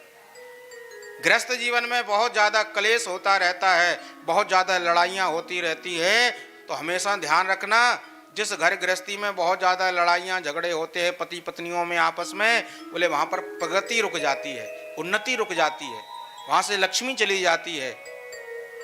इसलिए प्रयास करना घर गृहस्थी में शांति बनाए रखना, और शांति बनाए रखने का एक ही मंत्र है। क्या मंत्र है? बोले जो घर गृहस्थी चाहते हैं, जो पति पत्नी चाहते हैं कि हमें आपस में लड़ाई झगड़ा ना हो, तो एक बात को हमारी मान लेना। क्या? बोले जब पति नाराज हो तब पत्नी चुप रहे, और जब कभी अगर पत्नी नाराज हो तो पति को चुप रहना चाहिए। हाँ, लड़ाई झगड़ा कब होता है? लड़ाई झगड़ा तभी होता है जब दोनों का आपस में विवाद होता है, तभी लड़ाई झगड़ा विकराल रूप ले लेता है। तो शांति बनाने का यही उपाय है, जब पति नाराज हो रहा है तो पत्नी चुप हो जाए, सुने उसकी बात को, कितना भी क्रोध आए रोक लो। और पत्नी अगर कभी कभार नाराज अगर हो रही है, वैसे तो नहीं होना चाहिए, और अगर हो रही है तो पति को भी उस समय चुप रहना चाहिए, वाद विवाद नहीं बढ़ाना चाहिए। बाद में जब क्रोध शांत हो जाए तो आपस में समझा लो, समझ लो बात को। और मैं एक निवेदन और करना चाहूंगा, पति पत्नी में आपस में लड़ाई झगड़ा होता है तो कभी भी पति पत्नी को आपस के लड़ाई झगड़ा को दुनिया के लोगों को नहीं बताना चाहिए। क्यों? बोले दुनिया में अगर आप अपनी लड़ाई झगड़ा को बताओगे तो दुनिया का कोई व्यक्ति आपकी लड़ाई झगड़ा को सुलझा तो नहीं पाएगा, बल्कि उलझा और देगा। इसलिए सुलझाना आपको ही है, आपस में बैठ कर के प्रेम से सुलझा लीजिए, क्योंकि हमारी भारतीय संस्कृति है पति पत्नी एक दूसरे के अंग होते हैं। पति के आधे शरीर में पत्नी का स्थान है, और पत्नी के जीवन में पति का स्थान है। बिना पति के पत्नी अधूरी, और बिना पत्नी के पति अधूरा। तो गृहस्थ जीवन के लिए मूल मंत्र है, गृहस्थों को अपना ऐसा जीवन बिताना चाहिए, और धर्म का काम करो, अपने बच्चों को सुंदर संस्कार दो, शास्त्रों की मर्यादा का पालन करो। घर में कोई अतिथि आ जावे तो उसको भोजन दो, दान पुण्य करो, धर्म करो, यही सदगृहस्थ के लक्षण हुआ करते हैं। तो भगवान बड़े आनंद से बड़े प्रेम से अपने गृहस्थ जीवन में निवास कर रहे हैं। बोलो वृंदावन बिहारी लाल की, बोलो कृष्ण कन्हैया लाल की जय आइए हो। 2 मिनट प्रभु नाम चरणों में प्रणाम करें, बड़े प्रेम से बड़े भाव से भगवत नाम का स्मरण करें। तदुपरांत आगे की चर्चा आरंभ करेंगे। दूर करो दुख मेरा रे, दूर करो दुख मेरा रे, बाके बिहारी रे, दूर करो दुख मेरा बाके बिहारी रे, दूर करो दुख मेरा। बाके बिहारी रे, दूर करो दुख मेरा। श्री बाके बिहारी रे, दूर करो दुख मेरा। दूर करो दुख मेरा रे, दूर करो दुख मेरा रे, दूर करो दुख मेरा रे, दूर करो दुख मेरा रे, दूर करो दुख मेरा। बाके बिहारी जी, दूर करो दुख मेरा। सेवा के बिहारी रे, दूर करो दुख मेरा। हरि बोल। सेवा के बिहारी रे, दूर करो दुख मेरा।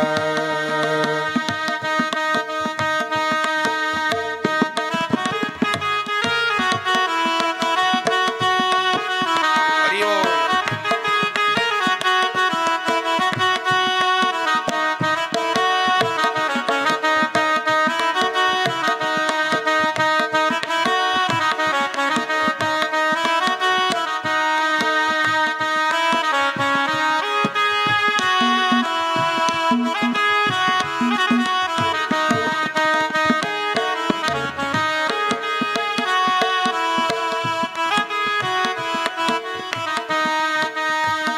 सबरी अहिल्या सदन कसाई, सबरी अहिल्या सदन कसाई, सबरी अहिल्या सदन कसाई, सबरी अहिल्या सदन कसाई।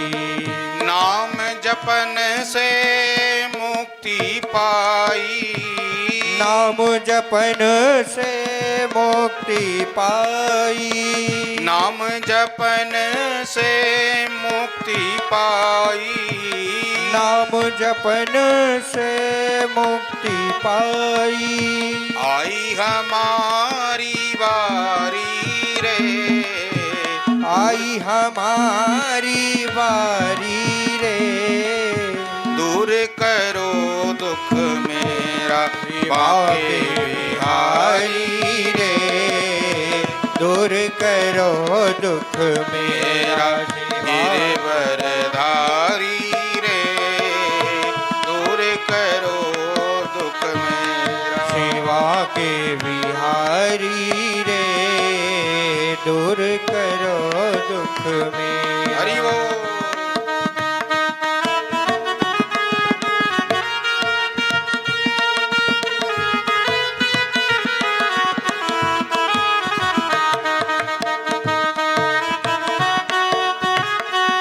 हरि बोल।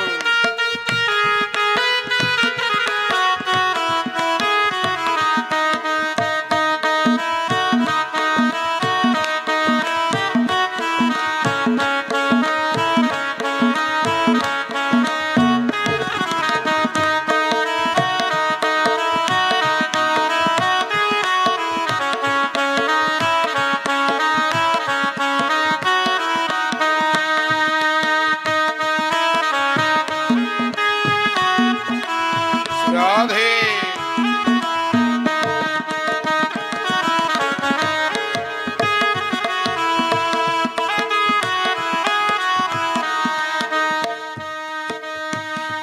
अजामिल गढ़ का नारी, गिद्ध अजामिल गढ़ का नारी, गिद्ध अजामिल गढ़ का नारी, गिद्ध अजामिल गढ़ का नारी, सब ही तुमने पार उतारी, सब ही तुमने पार उतारी, सबरी तुमने पार उतारी, सबरी तुमने पार उतारी, आई हमारी बारी रे, आई हमारी बारी रे, ओ आई हमारी बारी रे, आई हमारी बारी रे,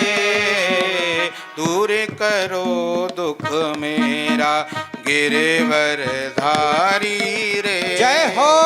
दूर करो दुख मेरा, सेवा के बिहारी रे, दूर करो दुख मेरा, बाके बिहारी रे, दूर करो दुख मेरा, सेवा के बिहारी रे, दूर करो दुख मेरा, सेवा के बिहारी रे, दूर करो दुख मेरा, सेवा के बिहारी रे, दूर करो दुख मेरा, दूर करो दुख मेरा, दूर करो दुख मेरा।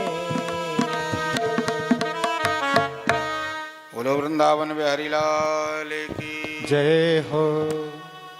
श्रीमान सुखदेव जी महाराज कथा प्रसंग आगे बढ़ाते हैं और बताते हैं। एक दिन की बात, भगवान के बच्चे जंगल में घूमने के लिए गए तो भगवान के बच्चों ने क्या देखा, एक बहुत बड़ा गिरगिट एक कुएं में पड़ा हुआ है। कुएं से निकलना चाहता है पर निकल नहीं पा रहा है। भगवान के बच्चों ने निकालने का प्रयास किया पर निकल नहीं पाया। भगवान को आकर के बताया, प्रभु एक गिरगिट, बड़ा भारी गिरगिट है, कुएं में पड़ा हुआ है, निकलना चाहता है पर निकल नहीं पा रहा है।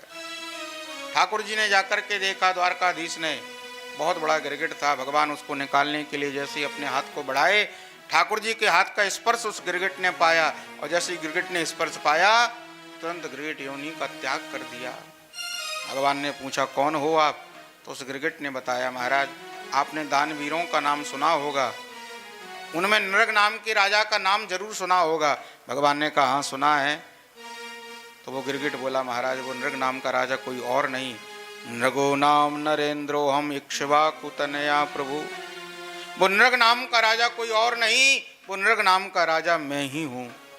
भगवान को भी आश्चर्य हुआ, भैया तुम तो इतने बड़े दानी थे, तुमने अपने जीवन में लाखों करोड़ों गायों का दान किया, फिर तुम गिरगिट कैसे बन गए? तो नृग नाम के राजा ने कहा, महाराज एक गलती हो गई। क्या?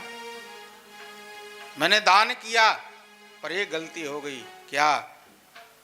तो बताया, मेरा नित्य का नियम था, मैं गायों का दान करता था।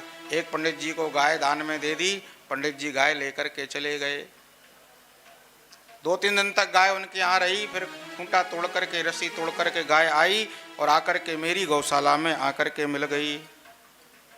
अब मुझे तो पता नहीं था, तो अगले दिन मेरा नित्य का नियम था, मैं गाय दान करता था, तो अगले दिन मैंने उस गाय का दान दूसरे ब्राह्मण को कर दिया।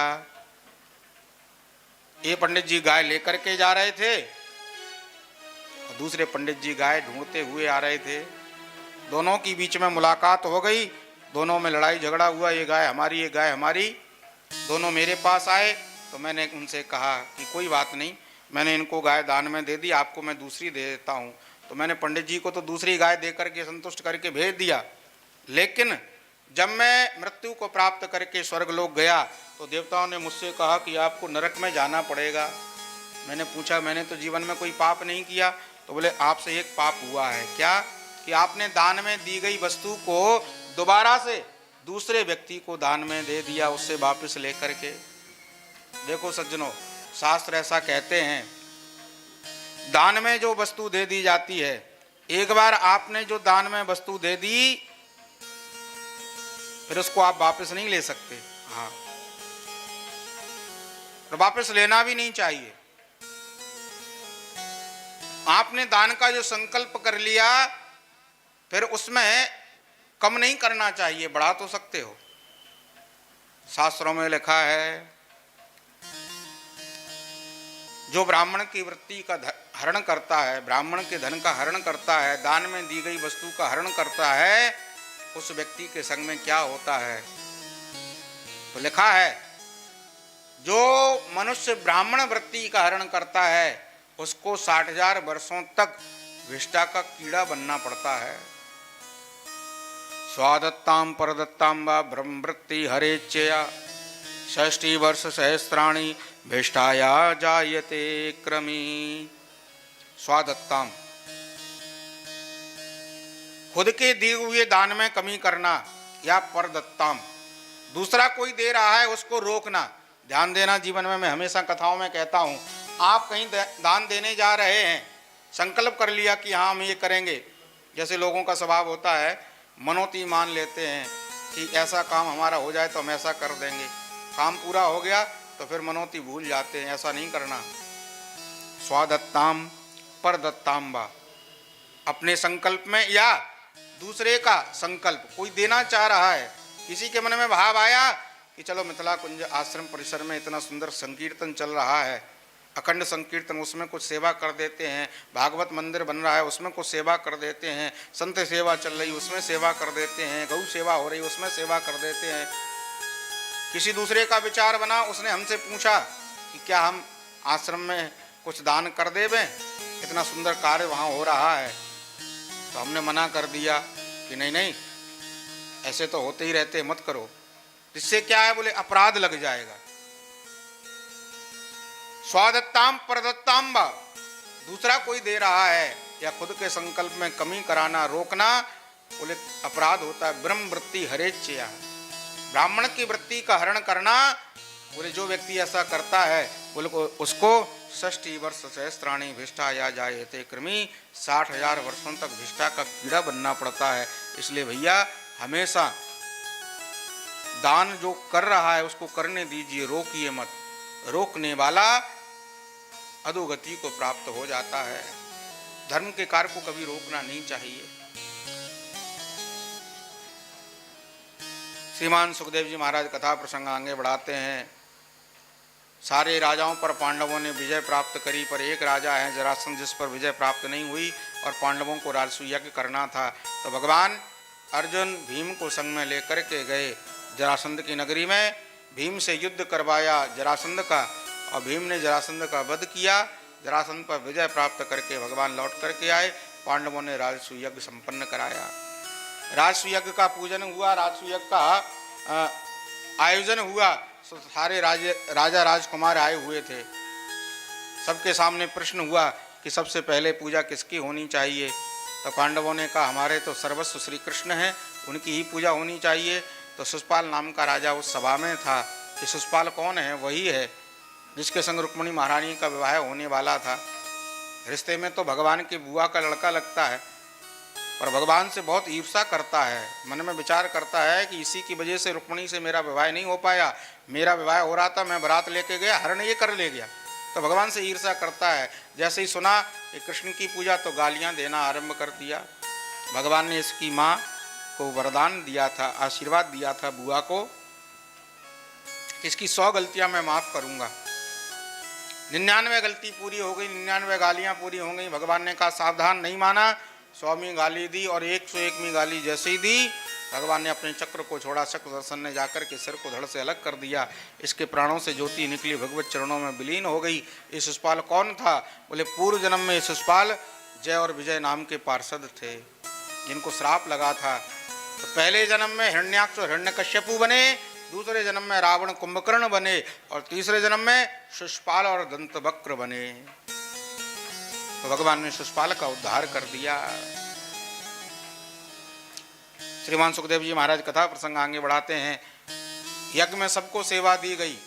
भीम को सेवा दी गई भोजन बनवाने की। भीम को सेवा क्यों दी गई भोजन बनवाने की? बोले देखो सेवा भी देख करके देनी चाहिए। अगर आप ये चाहते हो कि आपका काम ना बिगड़े तो जिसको जो सेवा आप दे रहे हो देख करके दो, वो सेवा उसको कर सकेगा कि नहीं कर सकेगा। भीम को भोजन बनवाने की सेवा इसलिए दी गई ताकि भोजन की कोई कमी ना रहे। क्यों? क्योंकि खिलाना वही जानता है जो स्वयं खाना जानता है? भीम जब भोजन बनवाएंगे तो अपने हिसाब से बनवाएंगे, और भीम कितना अपने हिसाब से बनवाएंगे कि भीम खुद भोजन करते हैं। आधे भोजन में पूरे परिवार का, पूरे राज परिवार का भोजन हो जाता है और आधे में भीम का भोजन होता है। तो भीम को भोजन बनवाने की सेवा दी, द्रौपदी को भोजन परोसने की सेवा दी, युधिष्ठिर जी महाराज को सेवा दी कि आप बैठ करके लोगों से मिलते रहिए। अर्जुन को सेवा दी गई कि जो लोग आए उनका अतिथि सत्कार आपको करना है, स्वागत आपको करना है। नकुल सहदेव को सेवा दी गई जो रथ घोड़े आवे राजाओं के, राजकुमारों को, उनको व्यवस्थित आपको करना है। दुर्योधन को भी सेवा दी क्योंकि वो भी परिवार का था, उस समय युद्ध नहीं हुआ था। दुर्योधन को भी सेवा दी। क्या सेवा दी? खजाने पर खड़ा कर दिया और कहा जो भी यहाँ से अतिथि जाएं सबको उपहार स्वरूप 100-100 सोने की गिन्नियां देते जाना। भाई कोई अतिथि आया है हमारे यहाँ, कोई उत्सव है तो उपहार कुछ देना पड़ता है, तो सबको सोने की गिन्नियां देते जाना। अब दुर्योधन तो ईर्षा करता था, तो जिसको 100 गिन्नी देनी थी उसको 1000 देना आरंभ कर दिया। मन में सोचा इनका खजाना खाली हो जावे जल्दी से तो इनकी बदनामी होगी। लेकिन भगवान सब जानते हैं। भगवान ने दुर्योधन को खजाने पर खड़ा ही इसलिए किया क्योंकि दुर्योधन के दाहिने हाथ की हथेली में, गद्दी में चक्र का निशान था। और ऐसा कहते हैं ज्योतिष शास्त्र का ऐसा नियम, जिसकी हथेली में बोले चक्र का निशान होवे, बोले वो जितना धन लुटाता है उससे 10 गुना उसके पास जमा हो जाता है। ज्योतिष के अलग अलग नियम हैं। दोनों हाथों को जोड़ने पर अगर बीच में जगह खाली बचती है, शेष रहती है, तो उस व्यक्ति को बहुत खर्चीला समझना चाहिए। ज्योतिष का ऐसा नियम है। और कहते हैं तिल भौरी लासन मसा होए दाहिने अंग, जाए बसे श्रीखंड में तबहू लक्ष्मी संग। दाहिने भाग में, शरीर के दाहिने भाग में तिल हो, भौरे का निशान हो, मस्सा हो, लहसुन का निशान हो, ऐसा व्यक्ति बोले जंगल में भी जाकर के बैठ जाए तो भी लक्ष्मी उसका साथ नहीं छोड़ती है, तो भी लक्ष्मी उसके पास आया करती है। ये स्थिति। तो उसके दाहिने हाथ में चक्र का निशान था, तो जितना ये लुटाता उससे 10 गुना इसके पास जमा हो जाता। इसने देखा इनका तो धन खत्म ही नहीं हो रहा है, अपने आप को अपमानित महसूस किया, वहां से निकलने लगा। तो विश्वकर्मा ने ऐसा महल बनाया था, ऐसा विचित्र महल बनाया था कि जिसकी हृदय की भावना पवित्र नहीं होती थी ना, उसको जल की जगह थल और थल की जगह जल दिखाई पड़ता था।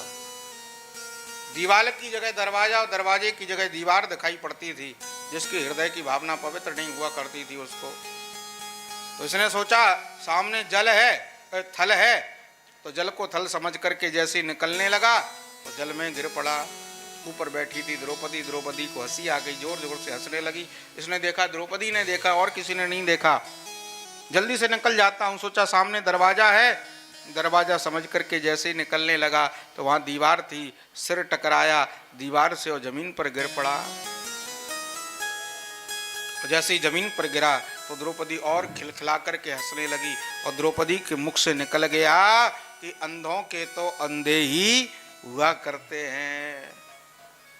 द्रौपदी ने तो हंसी में इस बात को कहा, पर दुर्योधन को यह बात इतनी बुरी लग गई, इसने मन में सोच लिया द्रौपदी ने मेरा अपमान किया है तो मैं भी दुनिया के सामने द्रौपदी का अपमान करूंगा। और जिसके कारण भरी सभा में द्रौपदी को अपमानित करने के लिए लाया गया और निर्वस्त्र करने का प्रयास किया गया। तो कहने का भाव हमारा यहाँ पर सिर्फ इतना है कि व्यक्ति को जीवन में बहुत सोच विचार करके बोलना चाहिए। महाभारत इतना बड़ा भारी महाभारत जो युद्ध हुआ, कहीं ना कहीं उस महाभारत युद्ध के लिए द्रौपदी के 2 वचन ही जिम्मेदार थे। ये भी जिम्मेदार थे। ना तो द्रौपदी दुर्योधन का अपमान करती और ना ही बदला लेने की भावना से वो उसको निर्वस्त्र करने का प्रयास करता, और ना ही इतना बड़ा भारी महाभारत रचा जाता। तो हमेशा सोच विचार करके बोलना चाहिए। शास्त्र कहते हैं बिना विचारे जो करे सो पाछे पछताए। बिना विचार के कभी भी कोई काम मत करो, बिना विचार के बोलो मत।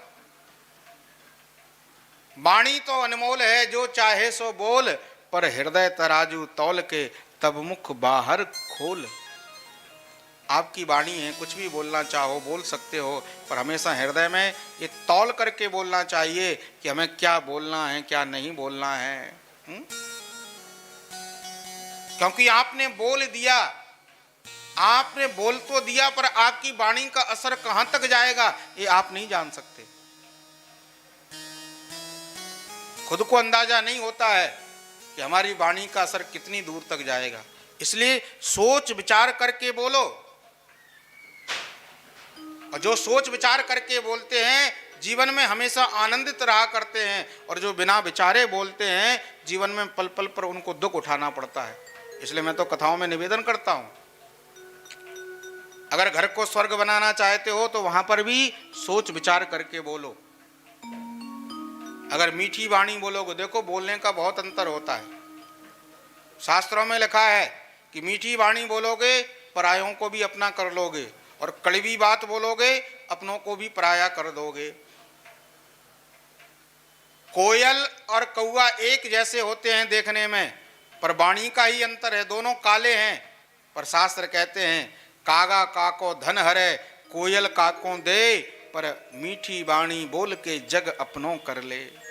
केवल वाणी ही है, कौवा किसी का धन नहीं हरता, कोयल किसी को देती नहीं है, पर मीठी वाणी बोल करके कोयल सबको अपना बना लेती है। लोग कोयल की वाणी सुनना पसंद करते हैं, और कौवा अगर बोलता है तो पत्थर मार करके भगा देते हैं। तो कहने का भाव बोले हमको भी जीवन में सोच विचार करके बोलना चाहिए, क्या बोलना है क्या नहीं बोलना है। शब्दों की बड़ी महिमा है। शब्द वही हैं, पर उनको अगर आदर से प्रेम से बोलते हो तो वो सम्मानजनक हो जाते हैं, और उनको अगर आदर सहित नहीं बोलते हो तो वो अपमानजनक हो जाते हैं। कोई व्यक्ति है, आप उसे बुलाइए और उससे प्रेम से कहिए भैया आप जरा इधर आएंगे, तो बड़ी प्रेम से बोली तो वो व्यक्ति आ जाएगा। और आप सीधी भाषा में उससे कहें क्यों रे इधर आ, तो आ भी रहा होगा तो भी नहीं आएगा। यही तो वाणी का अंतर हो गया। अर्थ एक ही निकला, अर्थ एक ही था, आपने उसको बुलाया पर एक प्रेम से बुलाया, और एक आपने अनादर करके बुलाया, तो दोनों का अंतर हो गया। तो कहने का भाव हमारा सिर्फ इतना ही है, शब्दों की महिमा को समझिए और सोच विचार करके बोलिए हमें कहाँ कब और क्या बोलना है। यही विचारशील व्यक्ति की पहचान है, यही ज्ञानी की पहचान है। ज्ञानी कौन है, मूर्ख कौन है?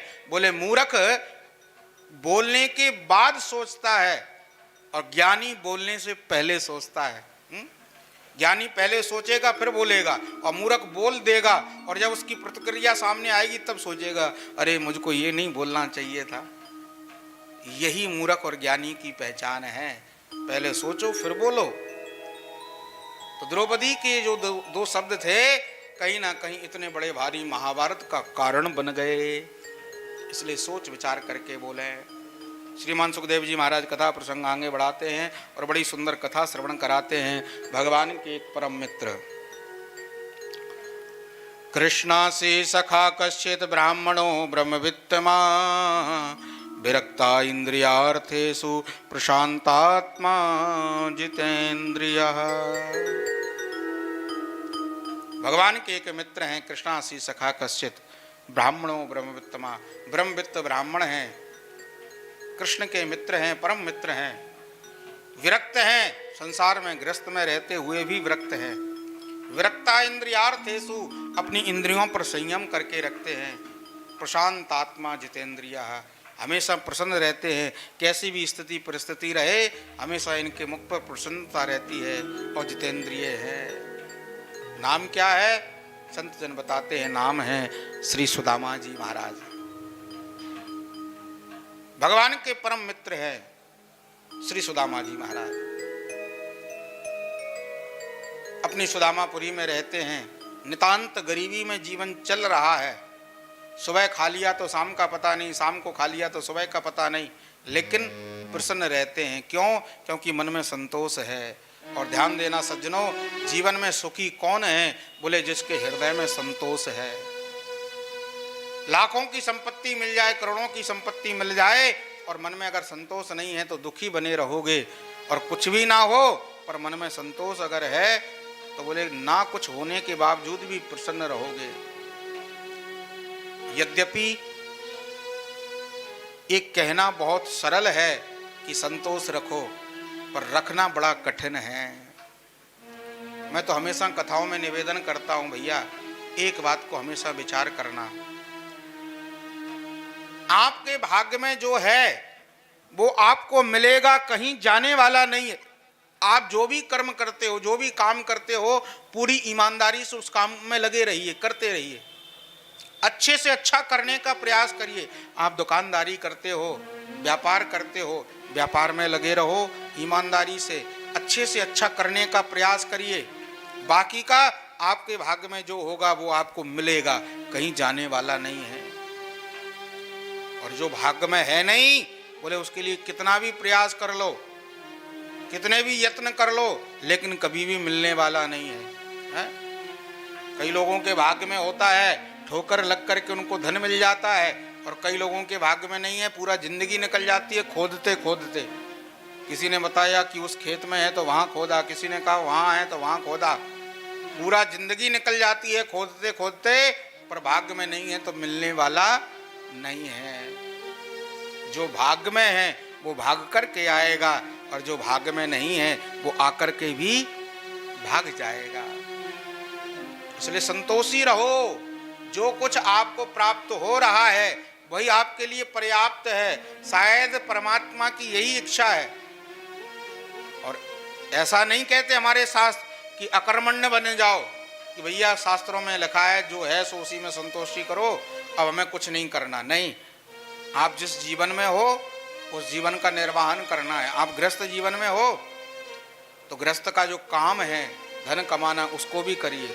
आपके पास जो कर्म है, आप जो कर सकते हैं, जो कार्य आप कर सकते हैं उसको करिए, और प्रभु का स्मरण करिए। करके कहिए प्रभु से, प्रभु मेरा तो यही कर्म है, मैं यही जानता हूँ, इस कर्म को मैं कर रहा हूँ, अब आप जानो, आपका काम जाने। अपने काम को आप ईमानदारी से करते रहिए। निश्चित मानना, अगर प्रभु पर भरोसा रखोगे तो आपके काम में आपको कभी भी कमी प्राप्त नहीं होगी। सब प्रकार की संपन्नता आपके पास बनी रहेगी। तो सुदामा जी महाराज परम संतोषी हैं, ब्राह्मण वृत्ति से जीवन चलाते हैं। किसी के यहाँ पूजा पाठ किया, दान स्वरूप उसने जो भी दे दिया वो प्रेम से स्वीकार कर लिया, पर कभी किसी से मांगा नहीं। कई लोग कथाओं में कह देते हैं सुदामा जी महाराज मांगने के लिए द्वारकाधीश के पास गए। नहीं नहीं, द्वारकाधीश के पास कभी भी सुदामा जी मांगने नहीं गए, और ना ही सुदामा जी ने मांगा। एक प्रसंग नहीं है भागवत में कि सुदामा जी ने एक बार भी द्वारकाधीश से कहा हो कन्हैया मेरे पास कुछ अभाव है, कुछ मदद कर दो। सुदामा जी ने मांगा ही नहीं। और तो और छोड़ो सज्जनों, हमारे संत महात्मा बड़ा सुंदर एक भाव देते हैं। यद्यपि उस भाव को मैंने कहीं पढ़ा तो नहीं, मैंने नहीं पढ़ा, पर संतों ने कहीं पढ़ा होगा तो संत लोग श्रवण कराते हैं, और मुझे बड़ा अच्छा लगता है वो भाव। संत जनों का कहना है कृष्ण और सुदामा की मित्रता इतनी ही पवित्र क्यों है, इतनी प्रसिद्ध क्यों है। मित्र तो द्वारकाधीश के और भी हुए, ब्रजवासी भी हुए, ब्रज के मित्र भी हुए, बचपन के मित्र भी हुए, पर इतनी मित्रता प्रसिद्ध केवल कृष्ण सुदामा की ही क्यों हुई। द्वारकाधीश ने सुदामा जी को दिया है, ये दुनिया जानती है, पर सुदामा जी ने भी द्वारकाधीश को दिया है। क्या दिया है? संत जन कहते हैं सुदामा जी ने अपने जीवन के पुण्य दिए हैं, सुदामा जी ने अपने जीवन के सत्कर्म द्वारकाधीश को दिए हैं। गुरुकुल में जब पढ़ते थे तो द्वारकाधीश ने सुदामा जी से निवेदन किया। सुदामा जी ज्योतिष के विद्वान थे। पूछा सुदामा जी मैं राजा कब बनूंगा। सुदामा जी ने मन में विचार किया, ये मेरा मित्र है कृष्ण, इसको राजा बनने की इच्छा है, पर राज परिवारों का नियम है बड़ा बेटा राजा बनता है, और बड़े बेटे तो बलराम जी हैं, तो राजा तो वो बनेंगे, फिर मेरा मित्र राजा कब बनेगा। सुदामा जी ने अपनी ज्योतिष गणना के अनुसार देखा कि राजा बनने का शायद योग अभी नहीं है, शायद कृष्ण राजा ना बन पाए। तो सुदामा जी ने क्या किया कि मेरे मित्र के मन में इच्छा है राजा बनने की। उसी क्षण सुदामा जी ने अपने जीवन के सारे पुण्यों का संकल्प करके द्वारकाधीश को प्रदान कर दिया कि मेरे पुण्य भी द्वारकाधीश को लग जावे और ये जीवन में जरूर एक ना एक दिन राजा बन जावे। जब पुण्य दे दिए अपने जीवन के तो फिर जीवन में बचा क्या है? सुख कब मिलता है? जब पुण्य होते हैं तभी तो सुख मिलता है।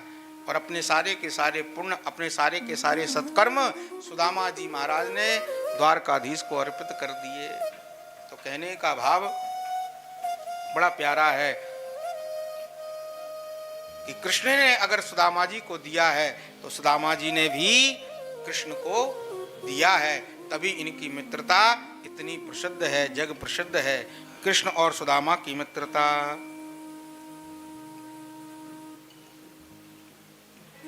तो सुदामा जी महाराज परम विरक्त हैं, परम संत हैं, घर गृहस्थी में रहते हुए भी विरक्त हैं, संत हैं। गरीबी जरूर है पर कभी किसी से मांगा नहीं। तो सुदामा जी तो कभी नहीं गए, पर एक दिन सुशीला महारानी सुदामा जी की जो धर्म पत्नी है, अपने बच्चों की स्थिति नहीं देखी गई, 3 दिन से बच्चे भूखे हैं। तो मन में विचार किया सुशीला महारानी ने कि हमारे पतिदेव कहते रहते हैं कि इनके बचपन के मित्र हैं द्वारकाधीश महाराज।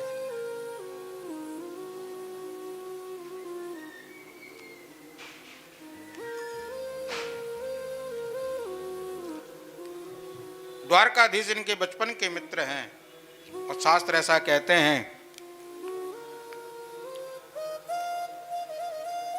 कि जीवन में आप किसी से मांगो मत मांगो, कोई बात नहीं, दुनिया से तो कभी मांगना ही नहीं चाहिए, लेकिन बोले मित्र से मदद ले सकते हो।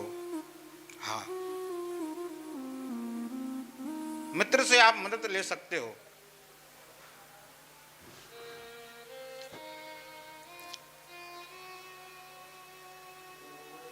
क्योंकि सबसे पवित्र रिश्ता अगर कोई होता है तो मित्र का हुआ करता है। जो बात आप अपने परिवार में अपने माता पिता से नहीं कर सकते, कई बात ऐसी होती हैं माता पिता से नहीं कहा जा सकती मर्यादा के अनुसार, बहन भाइयों से नहीं कह सकते मर्यादा के अनुसार, पत्नी से भी कई बातें मनुष्य नहीं कह पाता है। पर मित्र एक रिश्ता ऐसा है कि मित्र से व्यक्ति अपने मन की, अपने हृदय की सारी बातें कह देता है। पर सच्चा मित्र कौन है? सच्चा मित्र वही है सज्जनों जो अपने मित्र के कष्ट को समझे और मित्र की कष्ट में सहायता करे। मित्र कहे तब सहायता करेंगे, ये साधारण मित्र है। पर परम मित्र वो है कि मित्र के जीवन में संकट है और मित्र को पता चल जाए कि मेरा मित्र दुखी है, भले ही वो सहायता के लिए कहे ना कहे, पर बिना कहे ही अपने मित्र की सहायता करे, वही सच्चा परम मित्र माना जाता है। तो सुशीला महारानी ने मन में विचार किया, द्वारकाधीश अगर हमारे पतिदेव सुदामा जी महाराज के मित्र होंगे, एक बार अगर हमारे द्वारकाधीश हमारे पतिदेव अगर द्वारकाधीश के पास चले जाएं तो उनको पता चल जाएगा हमारे घर में कितनी गरीबी है। और जब उनको पता चल जाएगा तो वो निश्चित कुछ ना कुछ मदद, कुछ ना कुछ सेवा जरूर करेंगे। और उन्होंने अगर सेवा कर दी तो हमारे जीवन की सारी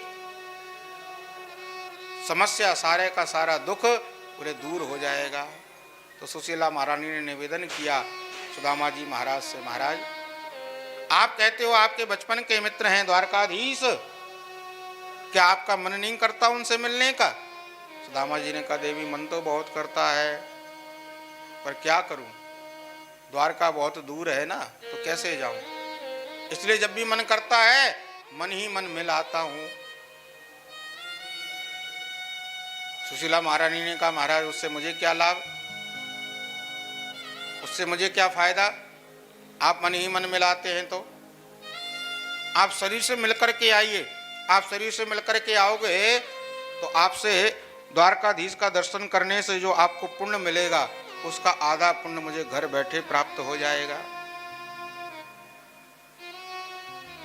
सुदामा जी ने कहा देवी चला तो जाऊंगा, पर शास्त्र कहते हैं गुरु के यहाँ, भगवान के मंदिर में, बेटी के घर में, मित्र के घर में, सत्संग में कभी भी खाली हाथ नहीं जाना चाहिए, कुछ ना कुछ उपहार लेकर के जाना चाहिए। और देवी मैं क्या ले जाऊंगा, मेरे पास तो परम गरीबी है। सुशीला महारानी ने कहा चिंता मत करो, उसका प्रबंध मैं कर देती हूँ। तो सुशीला महारानी मोहल्ले में गई और 4 घरों में जाकर के एक एक मुट्ठी चावलों को लेकर के आई। सुशीला महारानी भी बहुत चतुर है। सुशीला महारानी अपने पति के स्वभाव को जानती हैं कि हमारे पति का स्वभाव है वो कभी किसी से मांगेंगे नहीं। अगर द्वारकाधीश उनसे पूछें भी कि सुदामा कैसे हो, सब ठीक है, कोई कष्ट तो नहीं है, तो मेरे पतिदेव ये कह देंगे कन्हैया जितना सुखी मैं हूं उतना सुखी कोई नहीं, पर मांगेंगे नहीं। तो द्वारकाधीश को ये पता कैसे चलेगा कि हमारे घर में कितनी गरीबी है? तो इन 4 घरों के 4 मुट्ठी चावलों को जब द्वारकाधीश देखेंगे तो जान जाएंगे कि सुदामा के घर में कितनी गरीबी है। क्यों? क्योंकि अलग अलग घरों के अलग अलग प्रकार के चावल होते हैं। किसी घर के टूटे चावल, किसी घर के चिकटे चावल, किसी के मोटे चावल, किसी के छोटे चावल। 4 मुट्ठी अलग अलग चावलों को देखेंगे तो जान जाएंगे कि सुदामा के यहाँ इतनी गरीबी है कि इसके यहाँ 4 मुट्ठी चावल भी नहीं है। ये 4 मुट्ठी चावल अलग अलग घरों के 4 प्रकार के चावल हैं, अलग अलग घरों से आए हैं। तो पता चल जाएगा द्वारकाधीश को हमारे यहाँ कितनी गरीबी है। तो 4 मुट्ठी चावलों को लिया, पोटली में बांधा, सुदामा जी महाराज को दिया और कहा महाराज आप इसको लेकर के जाइए। सुदामा जी महाराज उस पोटली को लेकर के प्रभु नाम स्मरण करते हुए और द्वारका की ओर प्रस्थान किए। मार्ग में एक व्यक्ति मिला तो उससे पूछा भैया यहाँ से द्वारका नगरी कितनी दूर है? तो उस व्यक्ति ने ऊपर से नीचे तक सुदामा जी महाराज को देखा और देख करके उसने कहा महाराज अगर आप इसी शरीर से जाओगे तो आपको द्वारका नगरी पहुंचने में कम से कम 3 महीने का समय लग जाएगा, क्योंकि सुदामा जी महाराज बिल्कुल दुबले पतले हैं। दिन भर चलते हैं तो ज्यादा से ज्यादा कितना चल पाते हैं? 2-4 किलोमीटर। सुदामा जी ने मन में विचार किया, जैसे ही प्रभु की इच्छा, एक वृक्ष के नीचे बैठ गए और एक वृक्ष के नीचे बैठ करके प्रभु नाम स्मरण किया और करते करते नींद आ गई तो वहीं सो गए। भगवान कहते हैं मेरा भक्त अगर मेरे आश्रित होकर के लेटता है, बैठता है, तो उसके सारे के सारे कामों को मैं स्वयं करता हूँ। तो भगवान ने क्या किया, सुदामा जी महाराज को वृक्ष सहित उठाया और उठा करके द्वारका नगरी के समीप स्थापित कर दिया। लोगों के चहल पहल की आवाज आई। जैसी चहल पहल की आवाज आई, सुदामा जी महाराज की नींद टूटी। देखा अरे ये नगरी कहाँ से आ गई, मैं तो जंगल में सोया था। एक व्यक्ति से पूछा भैया ये कौन सी नगरी है? तो देखो द्वारका नगरी ना गुजरात में पड़ती है, तो भाषा का अंतर हो गया। अब उस व्यक्ति को कहना था द्वारका नगरी है, पर है कुछ 6 बोलते हैं द्वारका नगरी में, गुजरात में। तो वो व्यक्ति बोला महाराज ये द्वारका नगरी 6। सुदामा जी मन में सोचने लगे लो कर लो बात, अरे मैं तो सोचता था एक ही द्वारका है तो 6 नंबर की है। अच्छा भैया ये बताओ वो कृष्ण यहीं रहते हैं क्या? बोले कौन कृष्ण? यहाँ तो घर घर में कृष्ण है। अरे वही बलराम जी के छोटे भाई। उस व्यक्ति ने डांटा, अरे ब्राह्मण देवता आपको पता नहीं वो यहाँ के राजा हैं और उनका अगर नाम बोलना है तो सम्मान पूर्वक बोलना पड़ेगा। बोले क्या बोलना पड़ेगा? बोले उनका नाम बोलने से पहले आपको बोलना पड़ेगा श्री श्री श्री श्री श्री 1108 मथुराधिपति यदुपति वसुदेव नंदन देवकी नंदन यशोदानंदन नंदनंदन रुक्मणी रमणा बलराम जी के छोटे भ्राता श्री कृष्णचंद्र श्री द्वारकाधीश महाराज की जय। सुदामा जी महाराज ने मन में सोचा ये नाम है कि हनुमान चालीसा की पोथी, इतना बड़ा नाम।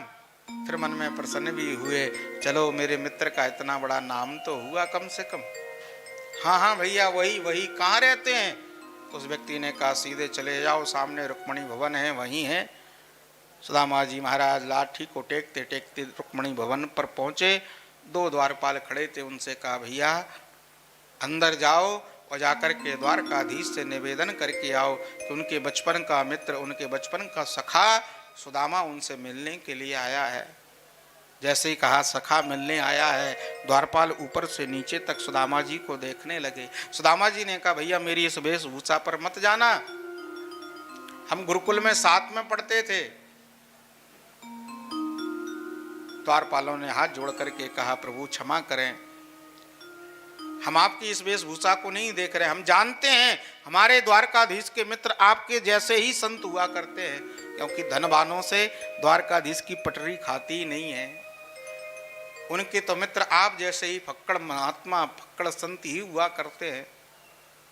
ध्यान देना सज्जनों, कई जगह कई लोगों को मैंने देखा, भजनों के माध्यम से, लीला के माध्यम से, झांकी के माध्यम से, कथा के माध्यम से लोग ऐसा दर्शाते हैं कि सुदामा जी को द्वारपालों ने रोका और धक्का देकर के वहां से हटाया, जबकि ऐसा बिल्कुल नहीं है। अगर द्वारपाल सुदामा जी का अपमान कर देते, अगर भगवान के द्वारपाल सुदामा जी का अपमान कर देते तो भगवान उनको कभी क्षमा नहीं करते। जय और विजय ने अपमान ही तो किया था संतों का, सनत कुमारों का, 3 जन्मों तक राक्षस होना पड़ा और भगवान ने उस श्राप को काटा नहीं, उनको 3 जन्मों तक राक्षस बनना पड़ा। भगवान द्वारकाधीश के द्वारपाल अगर किसी संत का अपमान करते तो भगवान कभी क्षमा नहीं करते। भगवान के बच्चों ने संत का अपमान किया तो भगवान ने उनको क्षमा नहीं किया, क्योंकि भगवान अपना अपमान तो सहन कर लेते हैं पर अपने भक्तों का अपमान कभी भी भगवान सहन नहीं कर पाते हैं। द्वारपालों ने निवेदन किया देखो प्रभु, वैसे तो संतों के लिए, ब्राह्मणों के लिए कोई रोक टोक नहीं है, संत ब्राह्मण कभी भी द्वारकाधीश से जाकर के मिल सकते हैं, कोई रोक टोक नहीं है संतों के लिए, ब्राह्मणों के लिए। लेकिन अभी सूचना मिली थी कि द्वारकाधीश भोजन कर रहे हैं और भोजन करने के बाद द्वारकाधीश विश्राम करते हैं, तो उनके विश्राम का समय है, उसमें कोई बाधा ना होवे, इसका ध्यान हम सेवक हैं तो हमको रखना पड़ता है। आप कुछ समय तक आप यहाँ प्रतीक्षा करिए, हम अंदर जाते हैं, सूचना भिजवाते हैं और अंदर से अगर प्रत्युत्तर आ गया कि आप अंदर जा सकते हैं तो आप चले जाइए। सुदामा जी ने कहा हाँ ठीक है, मैं यहीं खड़ा हूँ, तुम जाओ। द्वारपाल आए और आकर के द्वारकाधीश के चरणों में प्रणाम करके कहा द्वारकाधीश की जय हो। भगवान ने कहा द्वारपालों कहो क्या संदेशा है। द्वारपालों ने कहना आरंभ किया प्रभु दरवाजे पर कोई पागल आया हुआ है, लगता है कोई विक्षिप्त आया है। भगवान ने तुरंत प्रत्युत्तर दिया विक्षिप्त, ये तुमने कैसे जाना कि वो विक्षिप्त है, वो पागल है। तो द्वारपालों ने बड़ा सुंदर पद गाया, बड़ा सुंदर भाव। द्वारपाल कहते हैं प्रभु शीस पगा न झगा तन पे अरु पाहु पान की नहीं सामा। एक ब्राह्मण देवता आए हैं और कुछ पागल से हमें जान प्रतीत हो रहे हैं। भगवान ने पूछा उसका लक्षण कैसे जाना तुमने कि वो ब्राह्मण देवता विक्षिप्त है। तो द्वारपाल कहते हैं शीस पगा न झगा तन पे, सिर पर कोई पगड़ी नहीं है, शरीर पर कोई वस्त्र नहीं है सुंदर सा, सब फटे हुए चिथड़े पहने हुए हैं। भगवान बोले तो ये पागल की निशानी नहीं है, ये विक्षिप्त की निशानी नहीं है। हो सकता है कोई गरीब व्यक्ति हो और उसके पास कपड़े ना हो पहनने के लिए, तो वो पागल कैसे हो सकता है, तुमने उसको विक्षिप्त। तो द्वारपालों ने कहना आरंभ किया शीस पगा न झगा तन पे अरु पाहु पान की नहीं सामा। द्वार खड़ो दुज दुर्बल एक रहो चक सो बसुधा अभिराम। आपकी नगरी को बड़ा चकित होकर के देख रहा है। भगवान बोले तो वो ये द्वारका नगरी है ही इतनी सुंदर, बड़े बड़े चक्र आ जाते हैं, ये भी कोई पागल की निशानी नहीं है, तुमने उसको पागल कैसे समझा। बोले हमने पागल ऐसे समझा कि वो एक बात कह रहा है जिससे हमको ऐसा लगा कि शायद कुछ विक्षिप्त है। क्या कह रहा है।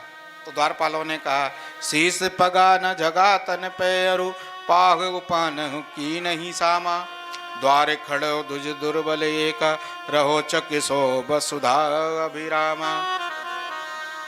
पूछत दीन दयाल को धाम,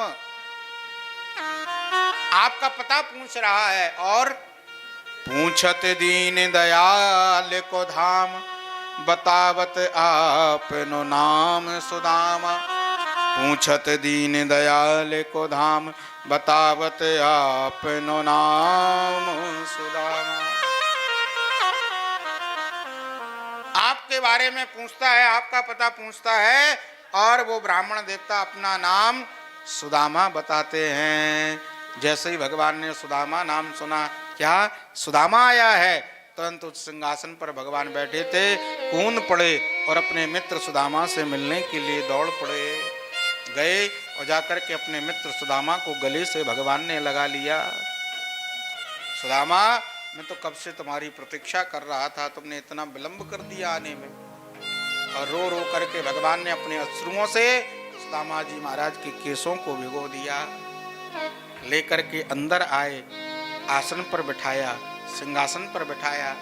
रुक्मिणी महारानी को आदेश दिया, रुक्मिणी जी जल लेकर के आओ, हम सुदामा जी के चरणों को धोएंगे। आज हमारा घर, हमारी कुटिया पवित्र हो गई कि हमारे घर में ब्राह्मण देवता का, संत का आगमन हो गया। सज्जनों, शास्त्र कहते हैं आपके घर में संतों के चरण पड़ जाएं, ब्राह्मणों के चरण पड़ जाएं, तो सौभाग्यशाली समझना कि हमारा घर पवित्र हो गया।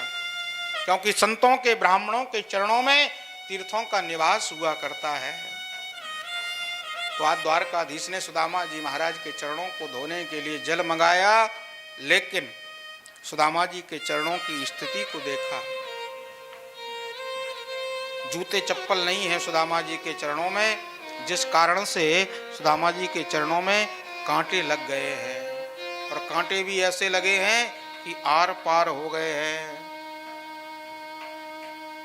भगवान के नेत्रों से अश्रु आ गए। धिक्कार है मेरा मित्र होने पर। अरे, एक मित्र के पास सोने की द्वारका और एक मित्र के पास जूते चप्पल तक नहीं। सुदामा जी की उस दशा को देख करके ठाकुर जी के नेत्रों में अश्रु आ गए। भगवान उनके पैरों के कांटों को निकाल रहे हैं और रोते जा रहे हैं। बड़ा सुंदर पद लिखा संतों ने, देख सुदामा की दीन दशा, करुणा करके करुणा निधि रोए। पानी पराते को हाथ छुओ नहीं, नैनन के जल सो पग धोए। सुदामा जी की उस दशा को देख करके भगवान के नेत्रों में इतने अश्रु निकले कि परात के जल को तो हाथ भी नहीं लगाया, और नैनों के ही अश्रु से सुदामा जी के चरणों को भगवान ने धो दिया। कथा प्रसंग आगे बढ़ाते हैं। सुदामा जी को स्नान कराया, भोजन कराया। भोजन कराने के बाद में पत्नियों से कहा आशीर्वाद लेकर के आओ। सारी पत्नियां एक एक करके आशीर्वाद लेने आई। पहली पत्नी आई रुक्मिणी महारानी, महाराज जी प्रणाम करती हूँ, कृष्ण पत्नी रुक्मिणी मेरा नाम, आशीर्वाद दे दिया, देवी सौभाग्यवती भव। दूसरी पत्नी आई, महाराज जी प्रणाम करती हूँ, कृष्ण पत्नी सत्यभामा मेरा नाम, देवी सौभाग्यवती भव। ऐसे करके एक एक करके पत्नियां आई और 300-400 पत्नियां आ गईं। सुदामा जी कन्हैया से बोले, लाला कन्हैया ये सब अपनी थी? भगवान बोले, हाँ सब अपनी थी। पर क्यों पूछ रहे हो? बोले, इसलिए पूछ रहे हैं कि आशीर्वाद देते देते हमारा ये हाथ दर्द करने लगा है, तुम कहो तो दूसरे हाथ से आशीर्वाद दे दे। भगवान ने कहा, आप तो ब्राह्मण देवता हैं, किसी भी हाथ से आशीर्वाद दो, आपका आशीर्वाद तो हमेशा काम ही करेगा। सुदामा जी दूसरे हाथ से आशीर्वाद देने लगे, सौभाग्यवती भव, सौभाग्यवती भव। 200-300 पत्नियां फिर आई, फिर ये हाथ भी दर्द करने लगा। सुदामा जी ने कन्हैया से कहा, कन्हैया कितनी और रह गई? भगवान बोले, अभी तो प्रारंभ हुई है। क्यों पूछ रहे हो? बोले, हाथ भी दुखने लगा। कन्हैया एक काम करो, आशीर्वाद रहने दो। भगवान बोले, मेरे घर में लड़ाई कराओगे क्या? अरे जिन पत्नियों को आशीर्वाद मिल गया और जिनको नहीं मिला, और जिनको आशीर्वाद नहीं मिला वो मुझसे लड़ेंगी नहीं, वो ये कहेंगी नहीं कि उनको तो आशीर्वाद दिला दिया, हमको तो दिलाया ही नहीं। लड़ाई हो जाएगी महाराज। सुदामा जी ने कहा तो कन्हैया एक काम करो, तुम मुझे प्रणाम कर लो, क्योंकि तुमने प्रणाम कर लिया और मैंने तुमको आशीर्वाद दे दिया, और तुम सुखी तो तुम्हारी पत्नियां सुखी। भगवान ने प्रणाम किया, सुदामा जी ने आशीर्वाद दे दिया, पर ठाकुर जी ने सुदामा जी से पूछ लिया, सुदामा जी एक बात बताओ, हमारा तो विवाह हो गया, पर आपने विवाह किया कि नहीं किया? गुरुकुल में जब पढ़ते थे तो हमने एक बार आपसे पूछा था, सुदामा जी विवाह करोगे क्या, तो आप नाराज हो गए थे। तो बताओ विवाह हुआ कि नहीं हुआ? सुदामा जी संकोची मन में सोच रहे हैं कैसे बताऊं, यहाँ पर कन्हैया की सारी पत्नियां बैठी हैं। धीरे से कान में कहा, लाला कन्हैया देख, विवाह करने की इच्छा तो नहीं थी, पर माँ मैया बाप ने ज़्यादा जिद की, माता पिता ने जब जिद करी तो विवाह करना पड़ा। विवाह हो गया, तेरी भाभी का नाम सुशीला है, और सुन, इससे आगे जो कछु भी पूछना हो सो एकांत में पूछ लीजो। भगवान तुरंत कहने लगे, क्या सुदामा जी आपने विवाह कर लिया और मित्र को भूल गए? हमको बुलाया तक नहीं, हमको सूचना तक नहीं भेजी। और जब बातें चलती हैं तो बातें तो आरंभ हो ही जाती हैं। सुदामा जी ने कहा, कन्हैया बस रहने दे, हमने एक विवाह क्यों ना बुला पाए कोई बात नहीं, पर तैने 16,108 किए, तैने एक आध में याद कियो। भगवान बोले, देखो सुदामा जी, आपका विवाह हुआ होगा तो नियम से हुआ होगा, पहले कन्या पक्ष वाले आए होंगे, फिर आप कन्या देखने गए होंगे, फिर वहाँ से लगन आई होगी, फिर आप बारात लेके गए होंगे, तब भाभी जी को लेकर के आए होंगे। पर मेरे विवाह जितने भी हुए ना, इतनी जल्दी में हुए कि सुबह तक तो विवाह का कोई कार्यक्रम नहीं, और शाम को देखा तो दुल्हन घर में बैठी है। अब बताओ इतनी जल्दी में मैं तुमको कैसे बुलाता? पर चलो कोई बात नहीं, विवाह हो गया, यही बहुत बढ़िया है। और जैसा कि आपने बताया कि भाभी जी का नाम सुशीला है, तो जब नाम इतना अच्छा है तो स्वभाव भी बहुत अच्छा होगा। जब आप मुझसे मिलने आने लगे होंगे ना, तो मेरी भाभी ने मेरे लिए कुछ ना कुछ भेजा होगा। तो सुदामा जी बताओ मेरी भाभी ने क्या भेजा है? सुदामा जी को संकोच लगा कि ये 4 मुट्ठी चावल मैं कैसे दिखाऊं। और जैसे ही संकोच लगा, पोटली को छुपा लिया। भगवान समझ गए सुदामा जी छुपा रहे हैं। सुदामा जी को बातों में लगाया और पोटली को भगवान ने खींच लिया। और जैसे ही खींचा, जल्दी जल्दी खोलने लगे, और जैसे ही खोलने लगे तो जीर्ण पट सो फट पड़ी, बिखर गए तेई ठौर। जीर्ण कपड़े की पोटली थी, भगवान ने जैसे ही खोला तो भगवान के स्पर्श पाते ही हाथों का वो फट गई, और वो जो चावल थे, 4 मुट्ठी चावल वहीं बिखर गए। देखा उन 4 मुट्ठी चावलों को, भगवान के नेत्रों में अश्रु आ गए। मेरे मित्र क्या इतनी गरीबी, 1 मुट्ठी चावलों को लिया, मुख में डाला, 1 लोक का सुख सुदामा जी को दिया। दूसरी मुट्ठी को लिया, मुख में डाला, दूसरे लोक का सुख दिया। तीसरी मुट्ठी को जैसे ही मुख में डालना चाहते थे, रुक्मणी महारानी ने हाथ पकड़ लिया। क्यों हाथ पकड़ा? उसके 3 कारण संतों ने बताए। पहला कारण तो इसलिए हाथ पकड़ लिया, रुक्मणी महारानी ने शायद ये कहा, प्रभु ये संत का प्रसाद है, और संत का प्रसाद अकेले नहीं खाना चाहिए, हमको भी दीजिए। दूसरा भाव, बोले इसलिए हाथ पकड़ लिया, शायद रुक्मणी महारानी ये कहना चाहती हैं, प्रभु आप सब कुछ सुदामा जी को दे दोगे तो क्या खुद सुदामा बनने का विचार है? अपने लिए भी तो कुछ बचा के रखो, इतना बड़ा परिवार है। और तीसरा भाव, बोले ऊपर से रुक्मणी महारानी ने यही कहा, प्रभु कच्चे चावल हैं, ज़्यादा खाओगे तो पेट दर्द कर जाएगा। पर मानो 2 ही मुट्ठी में सुदामा जी महाराज को भगवान ने त्रिलोकी की संपदा प्रदान कर दी है। कुछ दिनों तक सुदामा जी महाराज रहे, और उसके बाद में कन्हैया से बोले, कन्हैया हम अपनी सुदामापुरी को जाना चाहते हैं। भगवान ने कहा कुछ दिन और रुक जाते तो बड़ी कृपा। पर सुदामा जी महाराज ने जब जाने की जिद करी तो भगवान ने आज्ञा दे दी, और सुदामा जी महाराज भगवान से विदा लेकर के अपनी सुदामापुरी को प्रस्थान कर रहे हैं। बोलो वृंदावन बिहारी लाल की जय हो। सुदामा जी महाराज प्रभु नाम ध्यान करते हुए, संकीर्तन करते हुए प्रस्थान कर रहे हैं। आइए बड़े प्रेम से, बड़े भाव से सुदामा जी को संकीर्तन में सम्मिलित हों। सभी लोग बड़े प्रेम से, बड़े भाव से बोलेंगे, बोलो वृंदावन बिहारी लाल की जय हो। ओ तेरी पार करेंगे नैया, भज कृष्ण कन्हैया, पार करेंगे नैया, भज कृष्ण कन्हैया। तेरी पार करेंगे नैया, भज कृष्ण कन्हैया। तेरी पार करेंगे नैया, भज कृष्ण कन्हैया तेरी पार करेंगे नैया भज कृष्ण कन्हैया।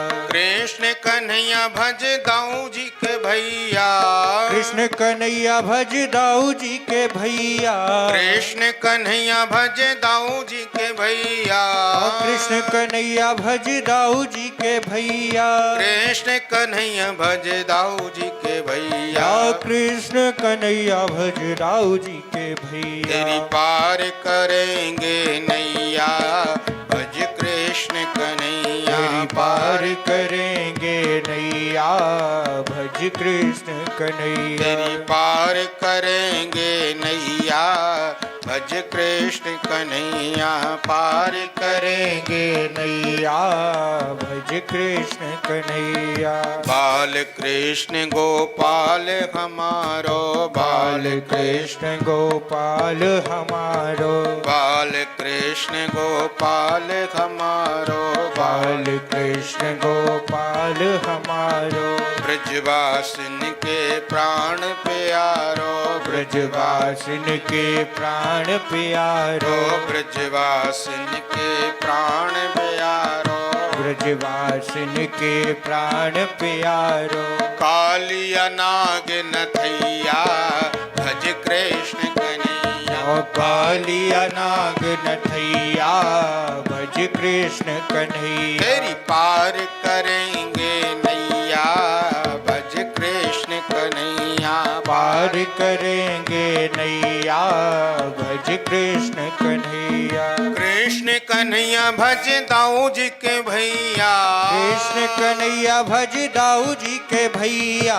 कृष्ण कन्हैया भज दाऊ जी के भैया कृष्ण कन्हैया भज दाऊ जी के भैया। कृष्ण कन्हैया भज दाऊ जी के भैया कृष्ण कन्हैया भज दाऊ जी के भैया। तेरी पार करेंगे नैया भज कृष्ण कन्हैया पार करेंगे नैया भज कृष्ण कन्हैया। तेरी पार करेंगे नैया भज कृष्ण कन्हैया पार करेंगे नैया भज कृष्ण कन्हैया। हरि बोल।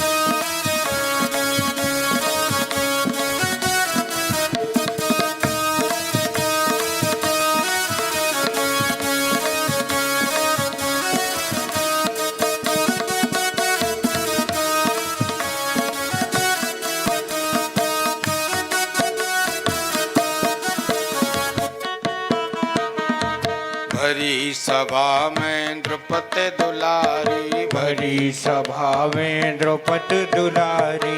भरी सभा में द्रौपदी दुलारी भरी सभा में द्रौपदी दुलारी। भरी सभा में द्रौपदी दुलारी भरी सभा में द्रौपदी दुलारी।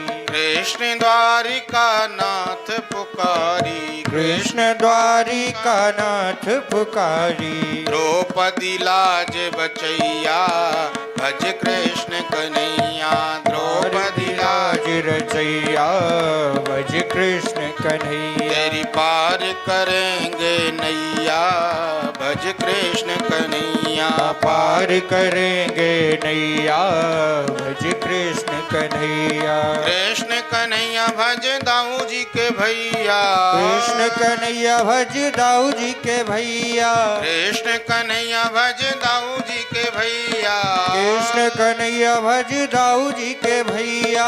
कृष्ण कन्हैया भज दाऊ जी के भैया कृष्ण कन्हैया भज दाऊ जी के भैया। तेरी पार करेंगे नैया भज कृष्ण कन्हैया पार करेंगे नैया भज कृष्ण कन्हैया। तेरी पार करेंगे नैया भज भज कृष्ण कन्हैया तेरी पार करेंगे नैया भज कृष्ण। बोलो वृंदावन बिहारी लाल की, कृष्ण जय कन्हैया लाल की। तो सुदामा जी महाराज अपनी सुदामा पुरी को वापस आए। भगवान ने दो मुट्ठी चावलों में ही मानो त्रिलोकी का सुख सुदामा जी महाराज को प्रदान कर दिया है। सोने के महल को देखा तो अचंभित हो गए। मन में विचार किया, ये सोने का महल कहाँ से आया, मेरा तो हो नहीं सकता। द्वारपालों से पूछा तो द्वारपालों ने कहा, महाराज हमारे सुदामा नाम के महाराज हैं। सुदामा जी ने मन में विचार किया, मेरा महल, अगर मेरा महल है तो मेरी पत्नी होगी, जरा उनकी पत्नी को बुलाओ। सुशीला महारानी आई। सुदामा जी ने कहा, देवी ये सब कैसे? तो सुशीला महारानी ने कहा, सब गोविंद की कृपा है। सुदामा जी ने कहा, देवी तुमको रहना है तो तुम रहो, मैं इन महलों में नहीं रह सकता। क्यों? क्योंकि ये सब राम भगत के बाधक, ये सब राम भक्ति के बाधक हैं, इसलिए मैं रहना पसंद नहीं करूँगा। छोड़ करके जाने लगे। सुशीला महारानी ने कहा, महाराज जब आप नहीं रहोगे तो मैं रह करके करूँगी क्या? मैं क्या ईंटा पत्थर चाटूंगी? मैं भी आपके साथ चल रही हूँ। जब दोनों जाने लगे तो भगवान प्रकट हो गए और भगवान ने सुदामा जी महाराज से कहा, सुदामा जी आपने जीवन भर कष्ट उठाया है, इसलिए मैं चाहता हूँ कि इसका उपभोग आप करें। और एक भक्ति में बाधक नहीं होगा, इसको हमेशा मेरा दिया हुआ प्रसाद समझना, आपकी है ऐसा समझ करके उपभोग मत करना। क्योंकि शास्त्र कहते हैं बंधन कब आता है? जब बोले संसार को हम अपना मानते हैं कि ये मेरा है। जहाँ मेरेपन का भाव आता है वहाँ बंधन आ जाता है, और जहाँ परमात्मा का प्रसाद है ऐसा मानते हैं वहाँ पर बंधन नहीं होता है। तो सुदामा जी महाराज बड़े आनंद से, बड़े प्रेम से और अपना निर्वाहन कर रहे हैं और आनंद से रहते। इस प्रकार से सुदामा जी महाराज की कथा को बताया। श्रीमान सुखदेव जी महाराज कथा प्रसंग को आगे बढ़ाते हैं और बताते हैं, एक दिन की बात।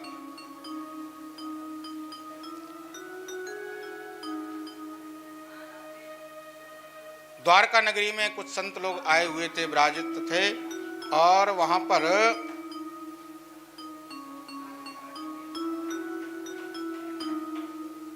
भगवान के बच्चे भेष बदल करके गए। भगवान के बेटा शाम को भेष बदल करके ले गए और संतों से पूछने लगे, महाराज ये गर्भवती स्त्री है, इसके बेटा होगा कि बेटी होगी, जरा बताओ। संतों ने खूब ध्यान किया पर कुछ भी समझ में नहीं आया। कुछ भी समझ इसमें इसलिए नहीं आया क्योंकि कुछ हो तब तो समझ में आए। एक संत समझ गए, क्रोध में आकर के भगवान के बच्चों से कहा, मूर्खो, भगवान के बच्चे होकर के हम संतों की परीक्षा लेने आए हो? जाओ, श्राप देते हैं, इनके गर्भ से ना तो बेटा होगा ना बेटी होगी, बल्कि लोहे का एक पिंड जन्म लेगा जो सारे के सारे यदुवंश का विनाश कर देगा। भगवान के वंश को श्राप लग गया। कपड़ा उपड़ा हटाया तो देखा लोहे का पिंड है। क्या करें? तो इसको पीसा, चूर्ण बना करके समुद्र में फेंक दिया। लोहे का टुकड़ा बचा, उसको भी फेंक दिया। उस लोहे के टुकड़े को एक मछली ने निगल लिया। मछली पकड़ने वाले मछुआरे ने जब मछली को पकड़ा, काटा, लोहे का टुकड़ा मिला। मन में सोचा, मेरे किस काम का, जंगल में फेंक दिया। एक शिकारी को वो लोहे का टुकड़ा मिल गया, बहेलिया को, उसने अपनी बाण की नोक में लगा लिया। भगवान के वंश को श्राप लग गया है। भगवान को नहीं बताया गया पर भगवान को सब पता है। भगवान की इच्छा से श्राप लगा। कथा प्रसंग आगे बढ़ाते हैं सुखदेव जी और बताते हैं, एक दिन की बात। नारद जी का आगमन हुआ द्वारका नगरी में। तो वसुदेव जी महाराज जो भगवान के पिता हैं, उन्होंने बड़ा सुंदर प्रश्न किया नारद जी से, नारद जी मेरा परम सौभाग्य है जो मथुरा और द्वारका जैसी नगरियों में मुझे निवास करने को प्राप्त हुआ। कृष्ण बलराम मेरे बेटे हैं, मेरा परम सौभाग्य है, पर मैं आपसे एक प्रश्न करना चाहता हूं। क्या? मानव का सर्वश्रेष्ठ धर्म क्या है? ध्यान देना, ये प्रश्न हम आपके लिए है। मानव का सर्वश्रेष्ठ धर्म क्या है? मानव को क्या करना चाहिए जिसके करने से उसका कल्याण हो जावे? तो नारद जी महाराज ने बड़ी सुंदर बात कही। नारद जी महाराज बोले, वसुदेव जी आपने जो प्रश्न किया है बड़ा ही उत्तम प्रश्न किया है। क्यों? क्योंकि मानव जीवन बड़ा दुर्लभ है। दुर्लभो मानसो देहो देहिनाम क्षण भंगुरा तत्रापि दुर्लभम मन्ये वैकुंठ प्रिय दर्शनम। ये मानव जीवन मिलना बड़ा दुर्लभ, और उसमें भी दुर्लभ है भगवत प्रीति होना, भगवान से प्रेम होना, धर्म से हमारा जीवन जुड़ना, ये अत्यंत दुर्लभ है। मनुष्य तो बहुत सारे हैं, आपने देखा होगा कई मनुष्य ऐसे होते हैं जो मानव जीवन तो लिए पर दुनियादारी में ही पड़े हैं, दुनिया के काम ही उनको अच्छे लगते हैं, उनको ये भागवत कथा, धर्म, पुण्य ये सब अच्छा नहीं लगता। हाँ, उनको तो खाना पीना मौज करना, बस सोना, यही अच्छा लगता है। तो मनुष्य बनना सौभाग्य है, पर परम सौभाग्यशाली वो जिसके जीवन में धर्म। तो नारद जी कहते हैं वसुदेव जी, मनुष्य जीवन बड़ा दुर्लभ, उसमें भी भगवान की भक्ति मिलना ये परम दुर्लभ। मनुष्य जीवन के कल्याण का एक ही साधन है, क्या? बोले मानव को एक ही काम करना चाहिए, क्या? बड़ा सुंदर भाव। कायेन वाचा मनसेन्द्रियैर्वा बुद्ध्यात्मनो वानुसृतः स्वभावात् करोति यद् यत् सकलं परस्मै नारायणेति समर्पयेतत्। कायेन वाचा मनसेन्द्रियैर्वा, जो मनुष्य चाहते हैं कि हमारा कल्याण हो उनको एक ही काम करना चाहिए, क्या? बोले कायेन वाचा मनसेन्द्रियैर्वा, अपनी काया से, कायेन वाचा वाणी से, कायेन वाचा मनसेन्द्रियैर्वा मन से, इंद्रियों से, बुद्ध्यात्मनो वानुसृतः स्वभावात् बुद्धि से, वाणी से, स्वभाव से, करोति यद् यत् सकलं परस्मै नारायणेति समर्पयेतत्, जो कुछ भी कर्म करो बोले सब भगवान को अर्पित करते चले जाओ, भगवान के निमित्त करो, यही मानव के कल्याण का साधन है। इसको थोड़ा और सरल तरीके से समझें। आप जो भी काम करते हो जीवन में, जो भी कर्म करते हो, पहले भगवान को निवेदित करो, तब उसको करो, तो वो कर्म आपका भजन बन जाएगा। जैसे भोजन बनाया तो अपने लिए नहीं, पहले भगवान को भोग लगाओ, और भोग लगा करके फिर उसको प्रसाद समझ के पाओ, तो वो प्रसाद पाना भी आपका भजन बन जाएगा। कोई वस्त्र लेके आए, सबसे पहले भगवान को अर्पित करो, तुम ही निवेदित भोजन करहीं, प्रभु प्रसाद पट भूषण धरहीं। भगवान को अर्पित करो, प्रभु आपके लिए वस्त्र आया है, धारण करिए, प्रभु को धारण करा के खुद पहनो, तो आपका भजन बन जाएगा। कोई आभूषण लेके आए, जंजीर लेके आए, अंगूठी लेके आए, पहले भगवान को अर्पित करो, फिर धारण करो, तो वो आभूषण भी आपका भजन बन जाएगा। ऐसे जो भी कर्म करते हो वो भगवान के लिए अर्पित करते जाओ, प्रभु ये आपका है, ये आपका है, ये आपके लिए है, और प्रसाद समझ के आप ग्रहण करो, तो वो वस्तु आपका भजन बन जाएगी। यही कल्याण का सरल सीधा तरीका है।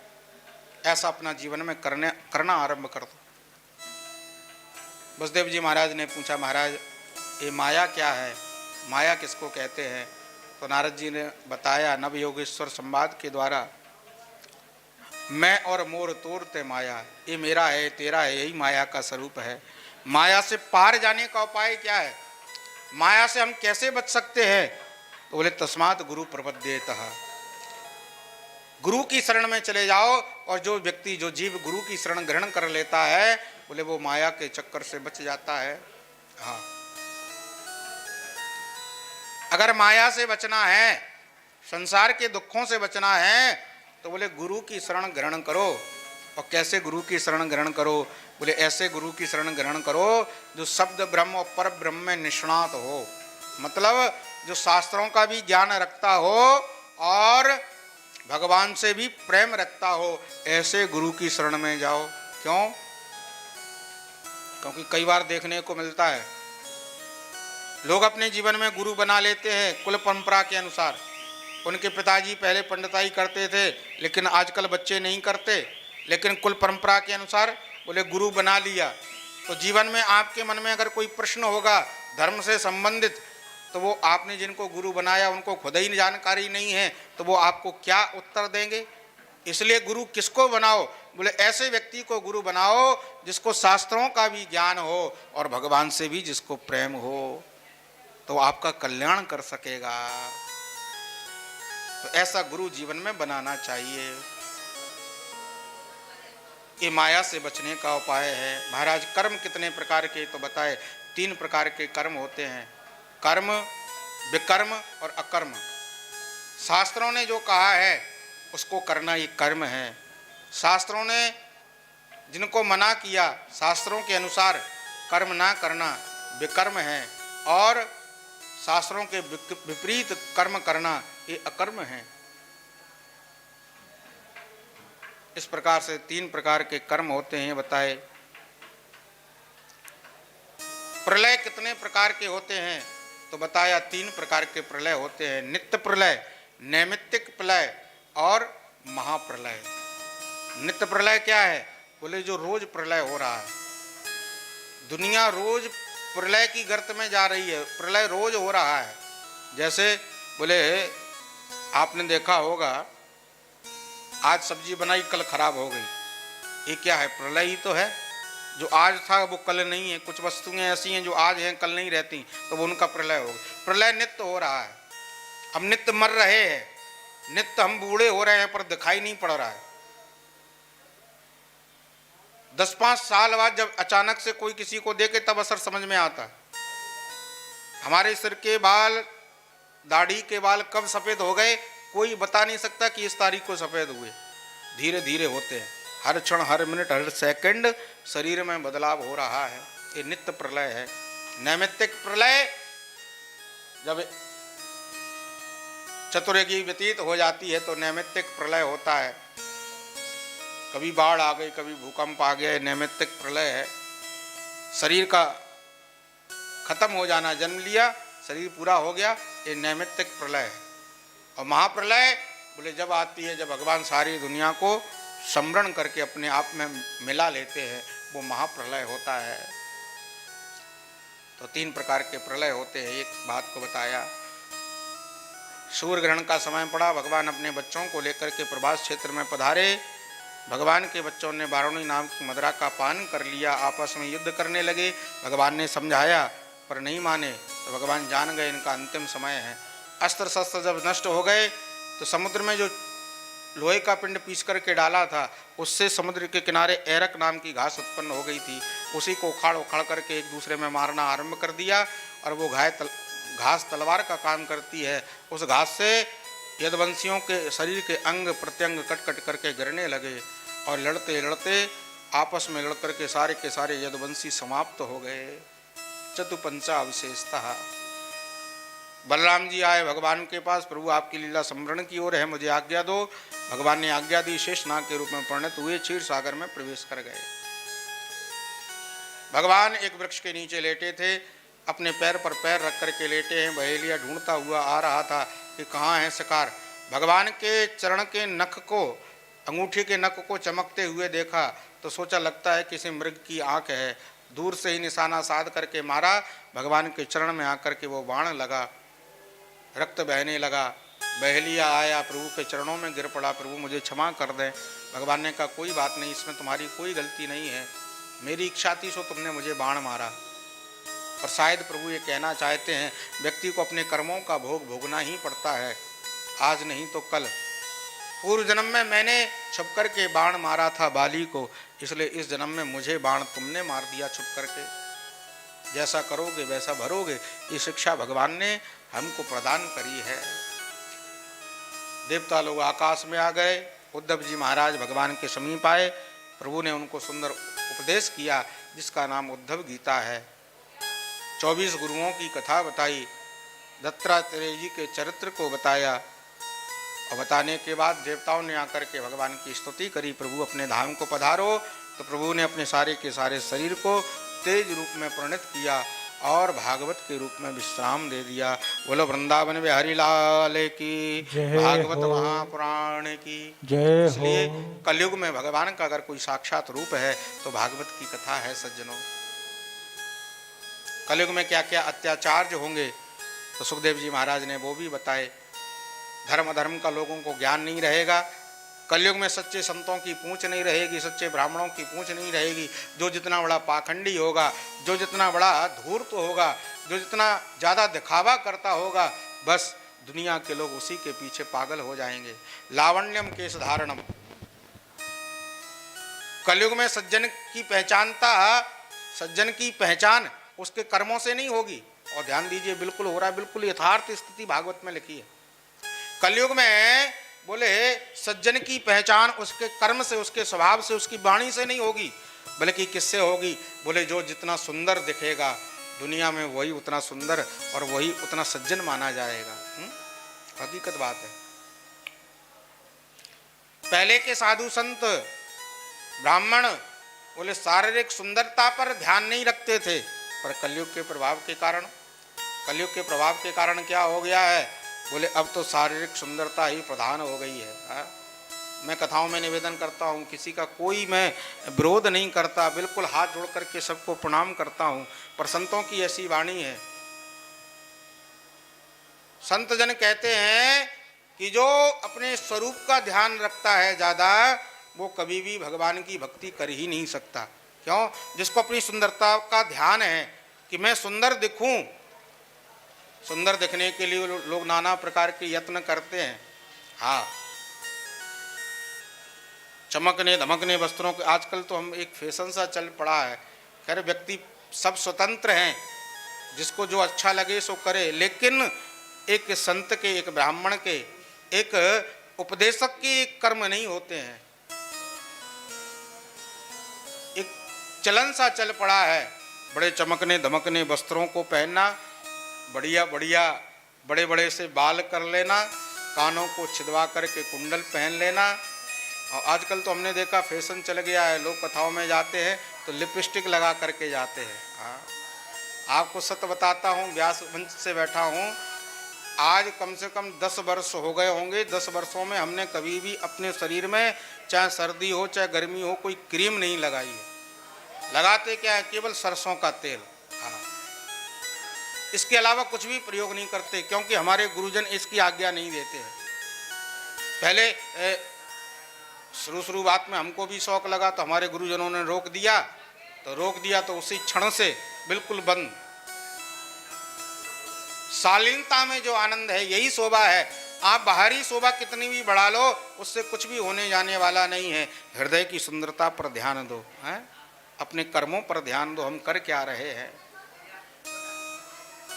तो सुखदेव जी महाराज ने कलयुग का वर्णन सुनाया। अपरीक्षित से कहा, परीक्षित मैंने सब कुछ तुमको सुना दिया। कलयुग के अंत में भगवान कल की अवतार धारण करके आएंगे, सारे पापियों को सिर को धड़ से अलग करेंगे और उसी दिन से सतयुग आ जाएगा। कह करके कथा को विश्राम किया, आज्ञा मांगी। परीक्षित ने आज्ञा दी, सुखदेव जी महाराज वन को प्रस्थान किए। तक्षक नाम का सर्प आया, परीक्षित जी का दंशन किया। 5 भौतिक शरीर का त्याग करके परीक्षित जी महाराज दिव्य धाम से विमान आया, उस पर आरूढ़ होकर के भगवत धाम को चले गए। सूत जी महाराज सौनकादि ऋषियों से कहते हैं, ऋषियों, भगवान की माया का प्रलय का दर्शन किया।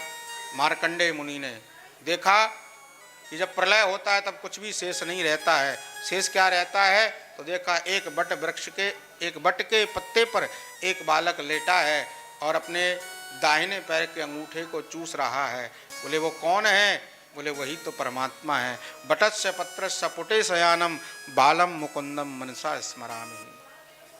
उस परमात्मा के चरणों में मेरा प्रणाम है। और देखो भैया, बड़ी सुंदर सी भागवत की कथा मिथिला कुंज परिसर में संपन्न आज होने जा रही है।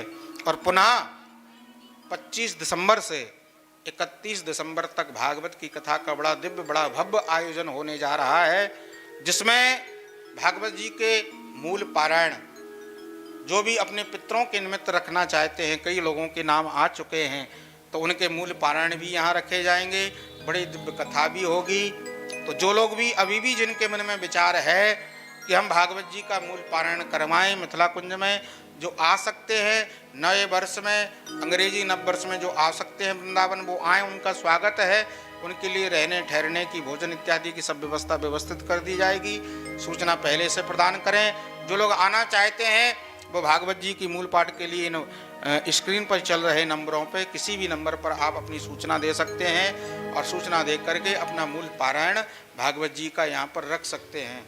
मूल पारायण की अगर आप वृंदावन आते हैं, रहते हैं, तो रह करके सारी व्यवस्थाओं का, आपके रहने का, आपके भोजन इत्यादि का प्रबंध, कथा का प्रबंध, भागवत जी के मूल पारायण की दक्षिणा, ब्राह्मण की दक्षिणा, सब कुछ मिला करके 21,000 रुपये की सेवा राशि रखी गई है। तो 21,000 की सेवा राशि रखी गई है। जिनको भी मूल पारायण रखवाना है वो आकर के मूल पारायण रखवा सकते हैं। और जो लोग आ नहीं पा रहे हैं पर उनके मन में भाव है कि हमारे पितरों के निमित्त हमारे नाम से संकल्प होकर के वृंदावन धाम में मूल पारायण हो जावे, तो जो लोग ऐसा संकल्प लेकर के मूल पारायण रखना चाहते हैं, जो वृंदावन आ नहीं पा रहे हैं, तो उनके लिए 15,000 रुपये की सेवा राशि रखी गई है।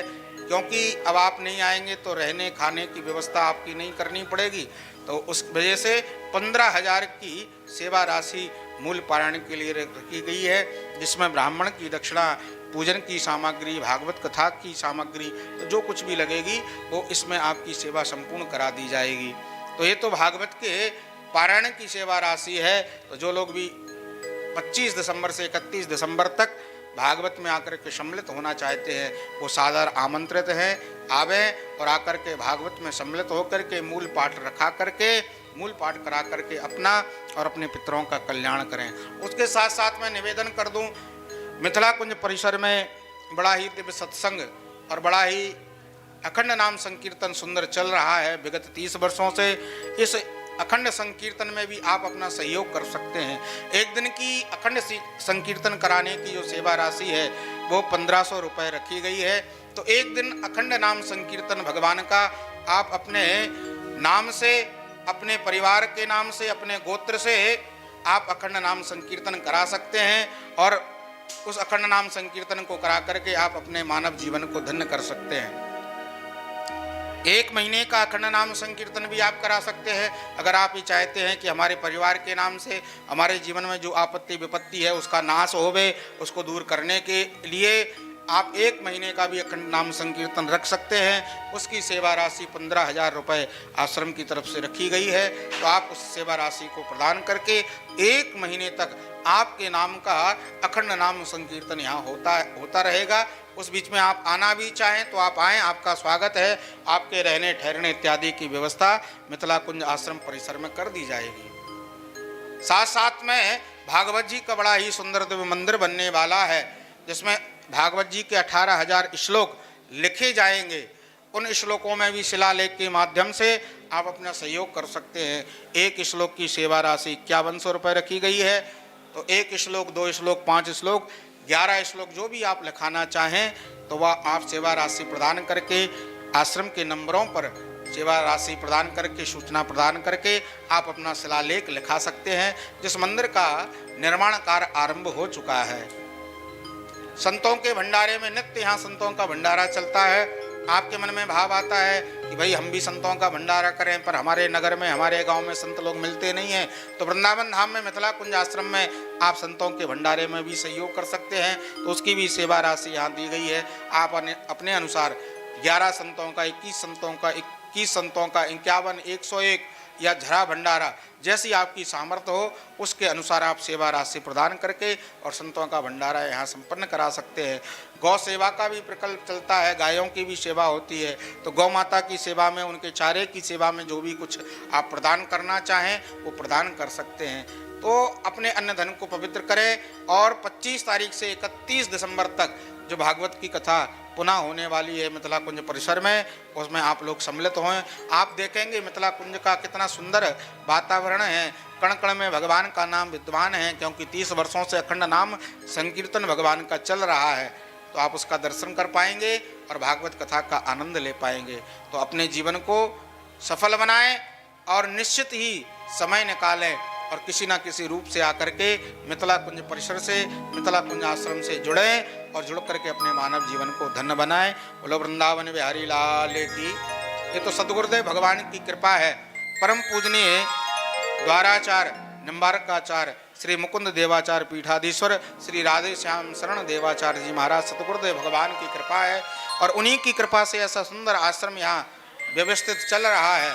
और बिहार में बड़ा ही सुंदर आश्रम है, प्रतीक वृंदावन करके बथई घाट पर बड़ा ही सुंदर आश्रम का निर्माण है, जहाँ पर पूज्य महाराज श्री के द्वारा, पूज्य सदगुरुदेव भगवान के द्वारा जो सनातन धर्म से धर्मांतरण करने के लिए लोग लगे हैं, तो उनको रोकने का कार्य पूज्य महाराज श्री के द्वारा बहुत बड़ी मात्रा में किया जा रहा है। क्योंकि गरीब तबका बहुत रहता है, तो उनको धन का प्रलोभन देकर के लोग धर्मांतरण करने में लगे हुए हैं, ईसाई बनाने में लगे हुए हैं। तो महाराज जी के द्वारा लोग सनातन धर्म को छोड़ करके ना जाएं, उसके लिए बहुत कार्य किया जा रहा है। जो गरीब लोग हैं उनको अन्न की व्यवस्था महाराज जी के द्वारा हो रही है, जिसके पास वस्त्र नहीं उसके वस्त्र की व्यवस्था महाराज जी के द्वारा हो रही है, जिसके यहाँ बच्चे पढ़ने योग्य है पर व्यवस्था नहीं है, तो महाराज जी के द्वारा पढ़ाई लिखाई की व्यवस्था हो रही है। इस प्रकार से बहुत बड़ी मात्रा में सेवा कार्य बिहार की धरती पर भी महाराज श्री के द्वारा संपन्न हो रहा है। और आप अपने टीवी चैनल के माध्यम से मिथिला कुंज आश्रम के नाम से आप देख सकते हैं कितनी बड़ी मात्रा में महाराज जी के द्वारा जन सेवा कार्य संपन्न किया जा रहा है। हम तो उन्हीं के सेवक हैं, महाराज जी के उसी कार्य में लगे हुए हैं। तो आप लोग भी जुड़िए, हम भी जुड़ रहे हैं और महाराज जी के संकल्प को हम लोगों को मिलकर के सफल बनाना है। तो आइए अब भागवत जी को विश्राम करें, अंतिम श्लोक सभी लोग बोले और भागवत जी को विश्राम। पुनः मैं निवेदन करूंगा 25 से 31 तारीख तक नए वर्ष में 25 से 31 दिसंबर तक भागवत कथा का पुनः आयोजन होगा। तो उसमें आप भागवत की यजमान बन सकते हैं, अपना मूल पाठ वृंदावन धाम में करा सकते हैं। तो उसके लिए वृंदावन में आकर के आप भागवत कथा श्रवण करेंगे, मूल पाठ कराएंगे तो 21,000 की सेवा राशि रखी गई है। और जो लोग नहीं आ पा रहे हैं, केवल उनको मूल पाठ ही रखाना है, तो उनके लिए 15,000 की सेवा की राशि रखी गई है।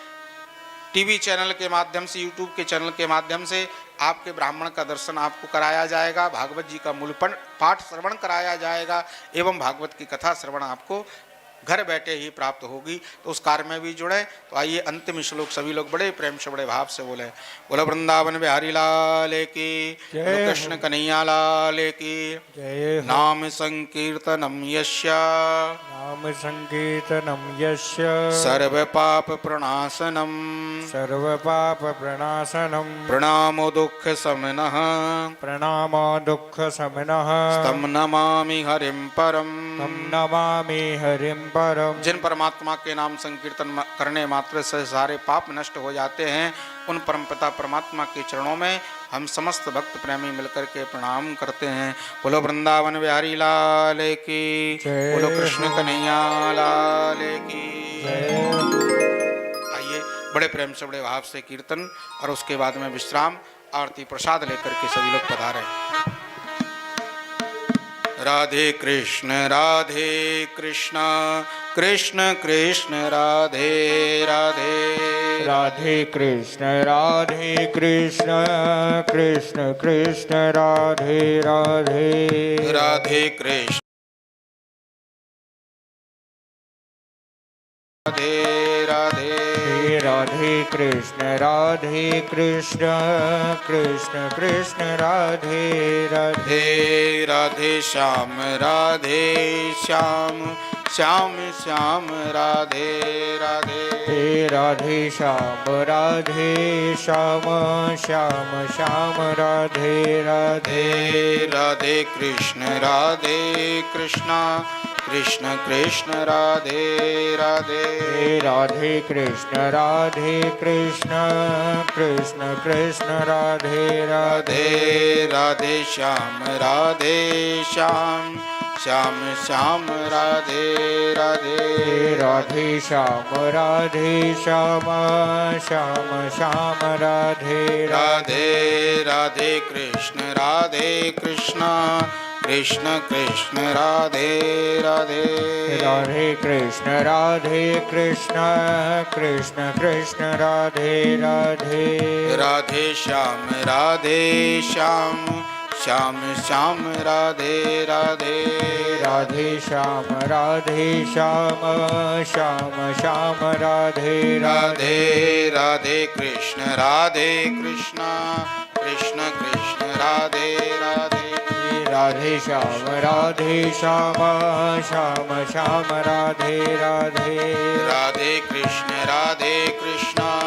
कृष्ण कृष्ण राधे राधे राधे राधे कृष्ण राधे कृष्ण कृष्ण कृष्ण राधे राधे राधे श्याम राधे श्याम श्याम श्याम राधे राधे राधे श्याम राधे श्याम श्याम श्याम राधे राधे।